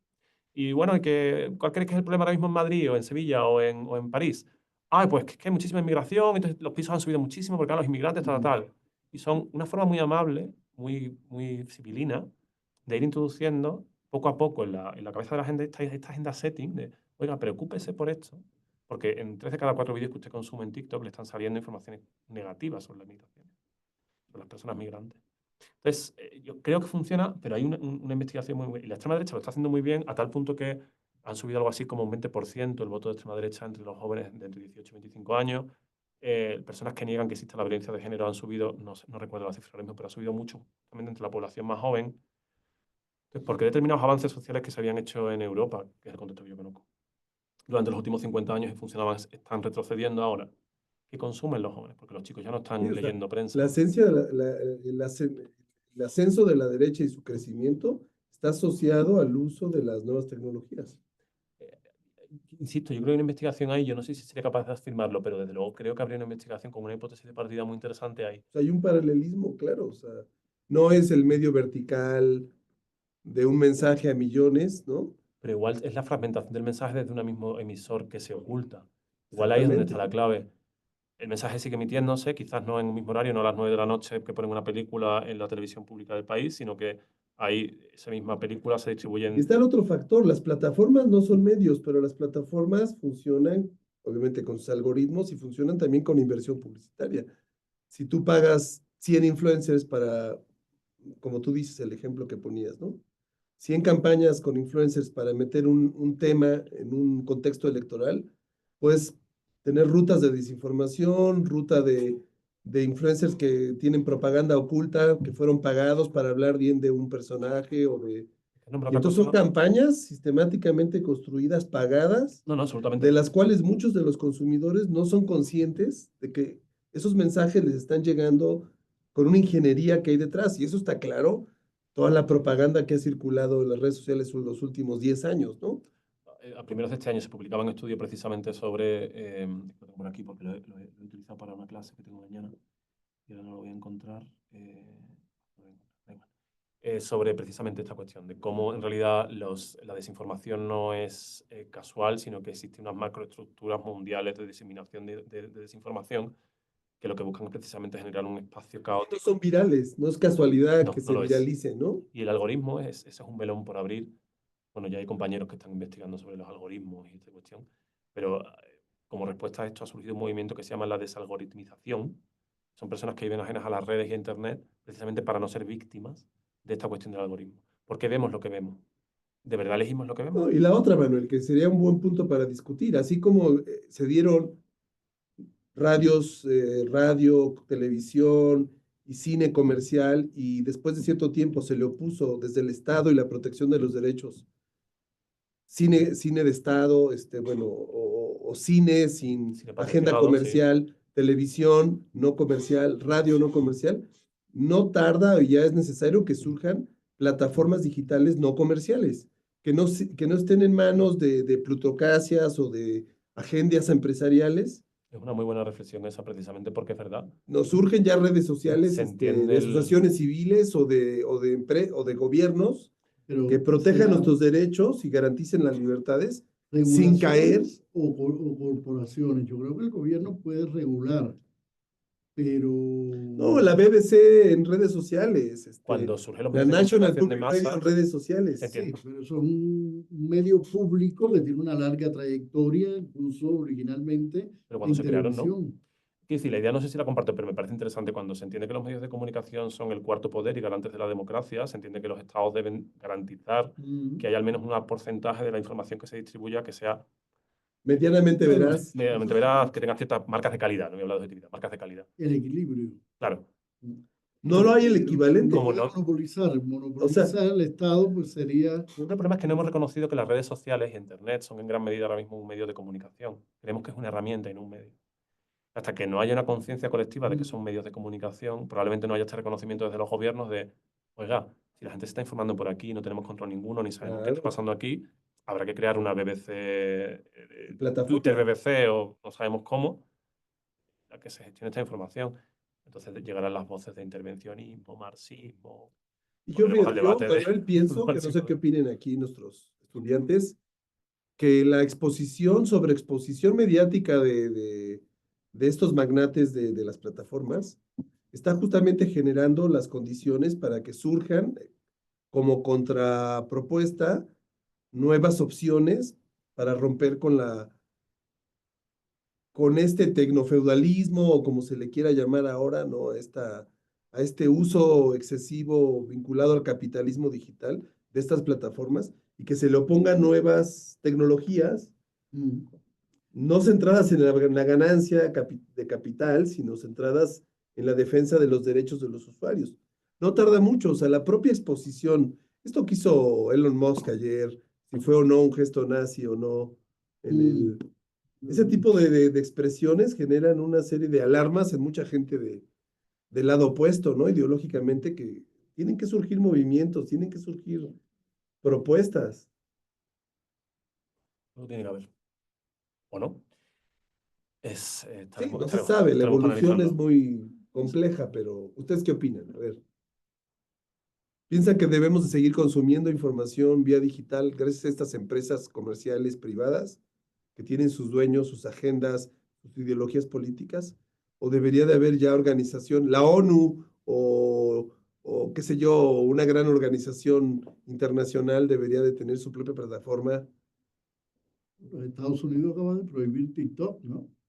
¿Por qué? Por espionaje Bueno, geopolítico, le llamaron. han vuelto a Chino, permitirlo. ¿no? Y de hecho, el gobierno americano, perdón, estadounidense, Trump ya le dio el visto bueno. y ha dado el visto bueno a que lo compre Elon Musk también. Sí, Con lo cual, claro. Sí, sí, yo creo que la comunicación. ¿os las acordáis cuando se comunicaciones estudiaba? No son sé si, ciclos, ¿no? si habéis hecho comunicación, estudiabais también Ciclo esta cuestión de Hearst en los años de oro del periodismo informativo. Esta cosa de que básicamente había 100 periódicos, pero eran todos de él. Si habéis visto el Ciudadano Kane, que se supone que está basado en su vida, y aquello de, deme la foto que yo invento yo la guerra. Y romper el monopolio, ¿no? Claro, si volvemos a eso, estamos efectivamente viajando otra vez a hace un siglo. Vivimos 100 siglos atrás en la información. ¿Quién controla eso? ¿Quién vigilaba a Hearst? Nadie, hasta que hubo determinadas circunstancias en las que se fundaba por saco en determinadas revoluciones que no sentaron nada bien al mundo tampoco. Tenemos que volver a Sí, eso. el discurso libertario de Internet como promesa de libertad y se ha venido desquebrajando poco a poco en la práctica. O sea, aquella vieja idea de que Internet no tenía control, de que Internet no tenía mecanismos de sujeción, eso se ha ido rompiendo, ha ido quedando claro que sí hay formas de control, sí hay propaganda, sí hay articulación de agendas. E Internet ya se ha venido modificando de una manera. Hay una cosa que se dice mucho en España en estos casos y es igual para utilizar Internet habría que tener un DNI, un documento que te identifique para evitar el anonimato. Siempre se ha entendido Internet como un espacio anónimo porque era un espacio libre, interpares, donde no existían nodos centrales sino una comunicación en red, por eso se llama red, porque cada uno somos un nodo y nos comunicamos. Pero cuando empezamos a ver que algunos nodos son más gordos que otros nodos y que todos somos iguales, pero no son más iguales que otros, te planteas. No, el tema de videovigilancia, Manuel, ¿no? El espionaje, el control de la información sin tu consentimiento. Sabemos que las grandes empresas norteamericanas están bajo esta ley del gobierno de los Estados Unidos de que pueden intervenirlas para espiarnos a cualquiera de nosotros que tengamos cualquier tipo de red comercial o tu teléfono iPhone, ellos pueden acceder a ellos porque la ley les permite hacerlo, pero a otro país no se lo permiten, ¿no? Sí. Por eso se preocupan por TikTok o se preocupaban en el caso de TikTok con China, pero no habla nada de la forma en que Zuckerberg y todos ellos les dejan la puerta abierta para que puedan revisar todos nuestros contenidos, nuestras fotos, nuestras interacciones sociales. Entonces, Bueno, justo después de las elecciones americanas, creo que alguien publicó que se había demostrado, no recuerdo cómo era la historia, ¿no? Esto es un dato que estoy dando que es fatal, que había habido un escoramiento hacia el discurso de la derecha en Twitter, X ahora, promocionado precisamente por la dirección de la red social, que no deja de ser Elon Musk, que se estaba jugando las elecciones y la cantidad de poder que va a tener ahora gracias a que han ganado las elecciones. Dices, estamos dejando en manos de señores con intereses espurios, personales así y es. poco democráticos los medios de comunicación del siglo XXI. Y antes existía una cosa maravillosa, y los medios de comunicación influían absolutamente, establecían agenda setting de todo punto y condición, pero existía una forma de contraprestación de esto que era, pues no consumo tu medio de comunicación, o me paso a la competencia que tiene otro discurso, o claro, con esta gente es difícil porque estamos acumulando en prácticamente 2 o 3 empresarios del mismo círculo político todos los medios de comunicación digitales. Entonces, tenemos un problema bastante grande, creo, podemos llegar a tenerlo. No, yo pienso que van a surgir más movimientos de apagar totalmente los medios digitales para ciertas actividades, como hacen ya muchos grupos de resistencia o grupos que están en franca guerra, ¿no? Que ya no utilizan tecnología digital para comunicarse por todos los riesgos que implica utilizar esos medios, ¿no? Ya no puedes tener acceso a una tecnología digital sin pasar por una empresa, desde el tipo de celular que compras hasta el software, todo. Entonces, hay los extremos radicales, ¿no?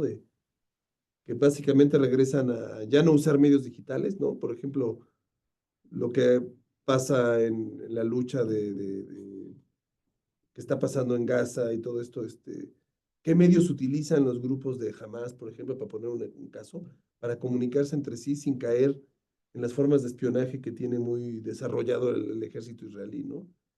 Seguramente debe ser ya ni la carta, debe ser algún tipo de medio de comunicación totalmente ajeno a lo digital que les permita a ellos poder circular su información, ¿no? No, la cuestión de la privacidad y en los grupos de extrema izquierda, fundamentalmente de políticos de España, lo que no utilizan, por ejemplo, WhatsApp. Entienden que es una forma de cesión de información a ciudades americanas a las que no quieren. Utilizan Telegram, lo que para los periodistas que ejercemos es un absoluto fastidio, porque tienes que tener abierto Telegram para saber que te cuenten qué pasa a los grupos de izquierda y luego el resto pues, te cuentan por WhatsApp, ¿no? Entonces incluyen absurda información. De hecho, hay una anécdota muy graciosa en la que estas últimas elecciones generales en España, no en las anteriores, cuando tuvieron que negociar entre el Partido Socialista y la extrema izquierda, no firmaron el acuerdo porque unos estaban hablando por Telegram y los otros estaban escribiéndole por WhatsApp. Es tan absurdo como eso. En España no Dos hubo, mundos no distintos. hubo un gobierno y hubo que repetir elecciones porque estaban hablando por canales de comunicación distintos. Esto es verídico, no está publicado, obviamente, porque no podemos publicarlo porque nos matan. Pero yo que me dedico a la comunicación, al periodismo político en España, os cuento. Y llega un punto que tú dices, claro, tenemos un sistema postal general que se estableció dentro de la encuesta esta de la construcción del gobierno de los Estados-nación del siglo XIX, de comunicación general y de conectividad de los pueblos. Y sin embargo, el correo de hoy ya no está en manos públicas ni garantiza la conectividad de Está en todo el manos de mundo. una empresa. Justo. Y cada uno es de su padre y de su madre, y cada uno organiza de una forma. Entonces, estos principios democráticos que surgen a finales del siglo XIX, de la gestión de lo público, de la construcción del Estado-nación, de los bancos centrales, de las academias de la lengua, de las academias de la historia, de los sistemas de correo, de los sistemas ferroviarios, que establecían, unían al país, lo aglutinaban y le daban una unidad, se rompen porque además ese capital de gestión se traslada a terceros países. Email es americano. Todos utilizamos email. Si quieres mandar una carta, o sea, un email, Outlook es también americano. ¿Qué capacidad tiene el gobierno mexicano para controlar eso? ¿Qué capacidad tienen los mexicanos? ¿Qué capacidad tiene España, los españoles para gestionar? Y en el momento el empresario que tiene ese dueño de Gmail dice, a tomar por saco, cierra la maquinita. Liado. Hay una cesión de poder que los grupos de extrema izquierda en España, de izquierda de España, defienden, creo que tiene parte de razón. Como lo gestionamos igual, es lo que ya no sabemos si estamos en las mismas. Hoy pasa, creo que un ejemplo muy bueno de eso es la regulación de la inteligencia artificial, ¿no? Lo que ha hecho Europa para tratar de controlar ciertos usos es un buen ejemplo de lo que debería de pasar en muchos lugares. En un caso extremo con la inteligencia artificial, pero también debería de pasar con los medios digitales. Están con una libertad de manga ancha para hacer y deshacer, por encima de los estados, como tú dices, que sí parece totalmente apocalíptico y parece que se va a recrudecer. El otro día leí, yo no sé si ha llegado aquí, intentaron en la última versión de ChatGPT, no recuerdo si era un tipo de la última generación de inteligencia artificial, le ordenaron a la máquina que se apagase, y le mintió al creador, no se apagó y se autorreplicó para protegerse en otro archivo. Entonces dices, bueno, todos hemos visto Terminator 2, ¿no? Pues Skynet creo que ya está autorreplicándose en un ordenador para no apagarse. Más allá de la broma, que no sé en el fondo si tiene algún tipo de la historia que me contaron. Es verdad que la inteligencia artificial es un problema y como no lo conocemos, en estos momentos en los que se está desarrollando la tecnología, los que sean más listos, y no necesariamente quienes sean más listos, mirarán por el bien general, saldrán con ventaja en un espacio en el que nos vamos a batir el cobre probablemente en los próximos 50 años, o 20 años, pues todo va muy rápido, veremos a ver qué hay en 20 años. Pero claro, es que hay programadores que ya no saben programar, no saben, perdón, saben programar, pero se auxilian de la inteligencia artificial para hacerlo mejor. Sabéis que los estudiantes utilizan la inteligencia artificial recurrentemente. Entonces, es verdad que, ¿cómo lo gestionas? En Europa hay intentos, pero igual esto nos desborda a todos. Estamos Claro. gestionando problemas globales desde lo local, ¿no? Al final tú alojas el servidor en Kuala Lumpur y ¿qué puede hacer la Unión Europea con respecto a un servidor en Kuala Lumpur? Yo no le puedo prohibir a mis ciudadanos además que accedan a un servidor donde quiera que sea del mundo. Tenemos que volver a la ONU y a estas cosas de Frente Común Mundial. Pero creo que Trump ha dicho que se sale de la OMS. Ya se salió, Es sí. una tesis, digamos, contracorriente hoy, ¿eh? Está en desventaja. La ONU absolutamente ineficiente. La gobernanza global tendrá que redefinirse y lo que yo observo es que está primando de nuevo es una concepción muy imperialista, decimonónica, en ciertos liderazgos. El Y expansionismo eso está absoluto. muy claro en el discurso de Trump. Acaba de hablar el cubano-americano Marco Rubio, y por la fuerza impondremos la hegemonía de nuevo, Fíjate, americana. claro, y China, perdón, China, bueno, China Está también, clarísimo el mensaje, ¿eh? pero Rusia, que también se está expansionando hacia el sur. Y Putin hablando Rusia, del y China, heroico pasado imperialista ruso. China queriendo coger Taiwán, queriendo...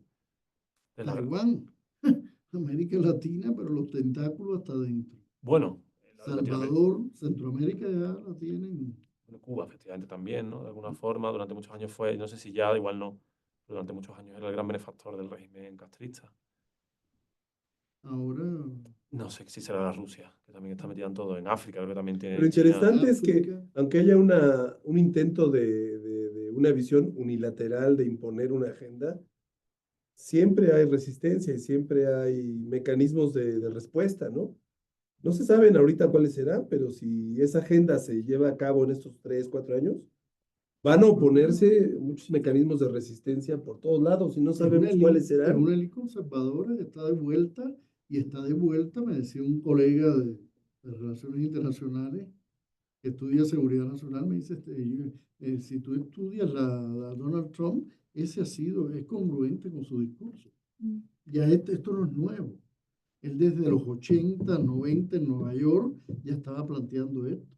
La única forma de restituir la seguridad nacional americana y de volver a ser grandes es siendo imperiales, es recuperando nuestra influencia territorial. Y es lo mismo que está diciendo.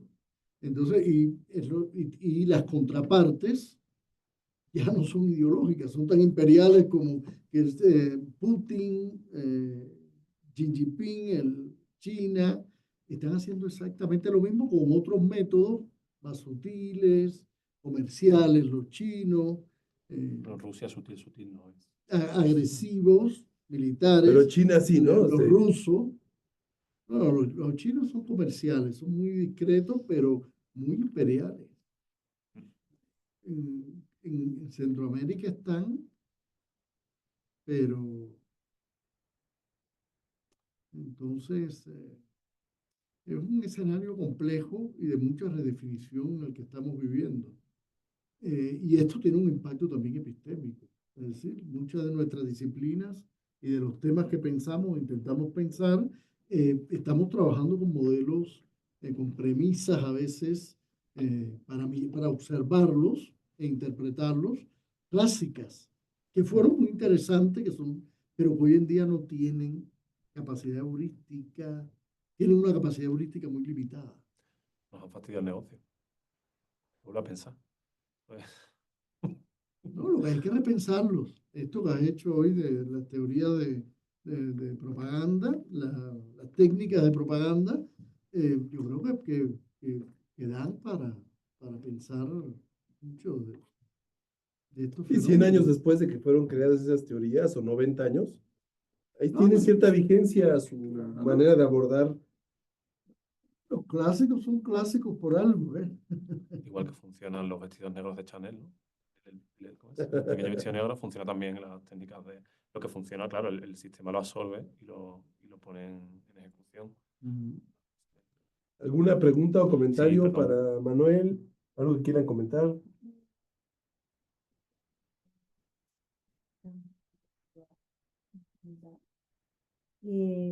Bueno, dada esta expresión, considero que todo eso es natural. O sea, vamos, pasa en cualquier organización, en cualquier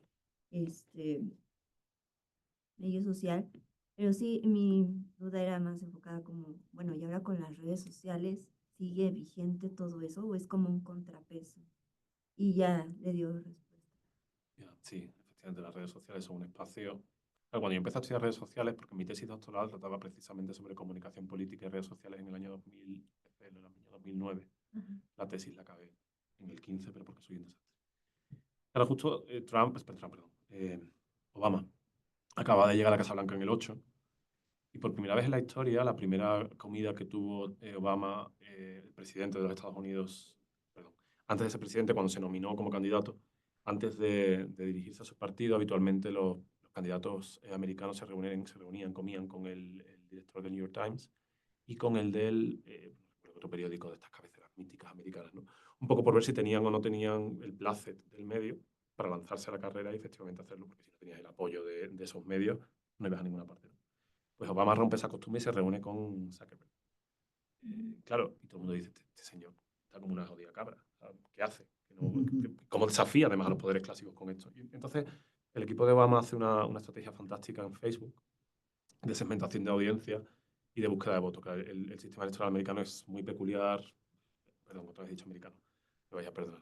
Hoy he dicho, voy a coger el autobús. O sea, que me perdonáis porque meto la pata todo el rato y me han mirado muy raro los señores del autobús. Me han dicho, por favor, no cojas el autobús. Y yo, vale, no voy a hacer No hagas eso. Claro, ¿por qué querrías hacer? Bueno, perdón, estadounidense.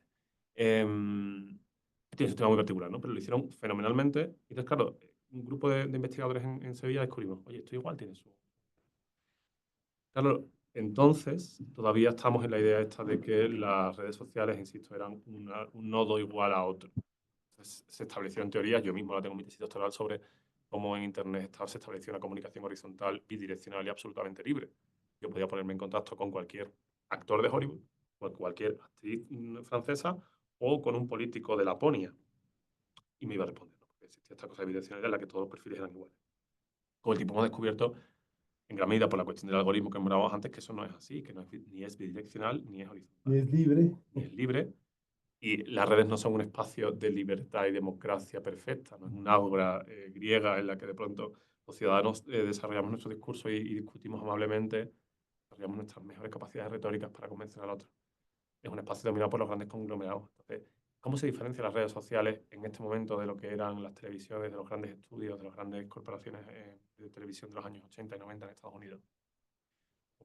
La diferencia es que, ya digo, en vez de haber un informativo a las 8 de la tarde, a las 9 de la noche, en el que todo el mundo recibe el mismo mensaje exactamente a las 9 de la noche mientras cena con una bandeja viendo la tele en esta cosa del American Way of Life, del sueño americano, lo que se reciben son mensajes multifragmentados de distintos emisores, pero que en realidad es el mismo, solo que se fragmenta y personaliza. Decía aquello que hizo Obama en el 2008, pero llevado a masterwrites, que decían los ingleses, ¿no? O sea, como a lo bestia. Voy a fragmentar y a personalizar los mensajes. ¿A ti qué te preocupa como mujer, estudiante de comunicación? Esto, pues de esto te voy a hablar en la dirección en la que yo quiero que tú sigas. Microfragmento los mensajes y hago comunicaciones masivas. Ya no es el informativo de las 9 de la noche, son millones de microinformativos de 1 minuto y medio a través de ti. Yo he cogido el Iberobús un par de días, que es una cosa terrorífica. Es como, el primer día le pregunté al conductor y me dijo, no, es 1 hora 45 para llegar a su casa. Dice. En 1 hora 45 en Sevilla llego a otra provincia, a otra ciudad. en coche, ¿no? O sea, llego a la costa. En 2 horas llego a Málaga, que está a 200 o 300 kilómetros. Entonces, en ese rato, pues vas viendo TikTok, ¿no? Y tú dices, pues qué entretenimiento más, ¿no? Te entretiene. ¿Qué estás viendo? ¿Qué elige TikTok que veas? ¿Qué te dice el algoritmo? ¿Cómo te ha elegido? Un amigo mío cuenta una broma muy divertida y dice que es que él tardó 19 años en darse cuenta de que era gay y TikTok tardó 15 segundos. Al cuarto vídeo que vio ya eran señores desnudos y dijo, pues yo te coño, y te has dado cuenta muy rápido, yo tardé 19 años. Está perfectamente entrenado y es información además que nos facilitan. ¿Y qué información quieren darnos? Entonces, las redes sociales son un espacio diferente. Pero en el fondo perpetúan un discurso hegemónico de comunicación que sirve al poder. Absolutamente, completamente. ¿Cuál es el poder? Ahí está el problema. Que TikTok es chino, que X es de un señor que está como una jodida regadera y hace un saludo nazi en un discurso, que Facebook y Zuckerberg han decidido que eliminan los verificadores y que da igual que la información sea cierta o no. Si la CNN, que es un medio público, perdón, privado, publica barbaridades, se le censura, se le puede quitar la antena incluso por parte del gobierno y decir usted no puede emitir más porque Sí, pero en Facebook no pasa eso, en Twitter. no, pero te llevas los servidores a otro país. Es que está usted atentando contra la libertad de los individuos de consultar. Es que no soy yo el que está dando la información, son los individuos, los ciudadanos los que generan la información. Esa es otra, la perversión de la producción informativa, que eso es fascinante. Cómo hemos pasado a ser de consumidores de información a productores y consumidores, sin que nos pague nadie. Y replicadores de las teorías políticas. Eso es fascinante, las redes sociales y la comunicación política. O sea, yo recibo un mensaje, leo en mi feed sobre, que recuerdo el apellido de vuestra presidenta. Sheinbaum. Sheinbaum, gracias. Si me sabía AMLO y ya me lo habéis cambiado. Sheinbaum.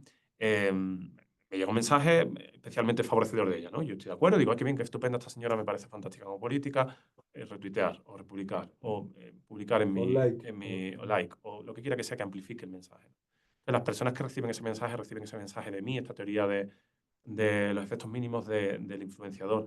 Yo no soy una persona que le pueda parecer, bueno, yo me dedico al periodismo político y a la comunicación, yo igual soy, pero la gente en general, tu prima, tu tía, tu abuelo, tu hijo, tu sobrina, no son personas sospechosas de estar haciendo propaganda política. Son la gente con la que te tomas café. Con lo cual el mensaje lo percibes de una forma mucho más blanca. ¿Cómo va a ser malo el mensaje que ha republicado mi? ¿Cómo va a ser malo el enlace que me manda por WhatsApp mi tío? La tía. ¿Cómo va a ser? No lo es me quiere. Bueno, hay un estudio, de hecho lo tengo aquí, de Ben Lyons, que certifica que los mayores consumen mucha más información falsa y tienden a difundirla, fundamentalmente cuando es de derecha. Porque, y os leo, dice, los mayores sí comparten más desinformación en línea, pero no es porque les falten habilidades digitales, que son más, sino porque en realidad tienen vínculos partidistas más fuertes y les importa que su bando quede bien y que el otro salga mal. Esto es un estudio que ha publicado Ben Lyons, un estudio interesantísimo, publicó en el año 2024, las declaraciones son de esta, sobre cómo las personas mayores tienden a tener vínculos ideológicos más fuertes con sus partidos y se toman la política de una forma mucho más combativa. Propagan desinformación. Hacen propaganda, literalmente, propagan información que además tiende a ser falsa. Ahora, cuando la información es de izquierda, son buenísimos detectando las noticias. Esto lo demuestra este estudio, no es una opinión mía. Es una cosa fascinante. Cuando son de derechas y se alinean con lo que yo creo, todo es verdad. Ahora, como sean de izquierda, ahí sí que detecto que hay una coma que está mal puesta porque el número no es 7, sino 77 y usted me está mintiendo, con lo cual yo no le creo. Entonces, volvemos al algoritmo que nos presenta informaciones, que distribuimos entre todos. Por eso tengo una charla que doy mañana el viernes, creo. Herramientas contra la desinformación. En las que hablo de que los culpables somos todos. Las corporaciones, también nosotros como estudiantes de la comunicación, pero también la población en general, los ciudadanos que retuitean, replican, dan like, sin hacer un estudio crítico. No te vas a parar, ¿no? Pero sí una mera reflexión de ¿la fuente es confiable? ¿La información tiene sentido? ¿Esto apela a mis sentimientos o me está dando información real? Entonces, como no hacemos ese análisis, divulgamos información falsa y contribuimos a este estado de la cuestión. Y ya me callo porque estoy especialmente hablador y pesado, perdón. Oh, excelente. Muchas gracias, Manuel, por esta plática. Mañana va a continuar. Tenemos una charla igual a las 6 con los estudiantes del doctorado sobre el estudio de la comunicación en España, en la Universidad de Sevilla. Me van a odiar por la clase de mañana. Mañana nos vemos a las 6. Les enviaremos la información. Les agradecemos a las personas que se conectaron. Muchas gracias. Les enviamos un cordial saludo. Gracias aquí al doctor Manuel Moguel por esta charla y continuamos esta semana con otras actividades. Nos despedimos y muchas gracias a todos. Gracias. No, al revés, absoluto. Nunca sé si hablar de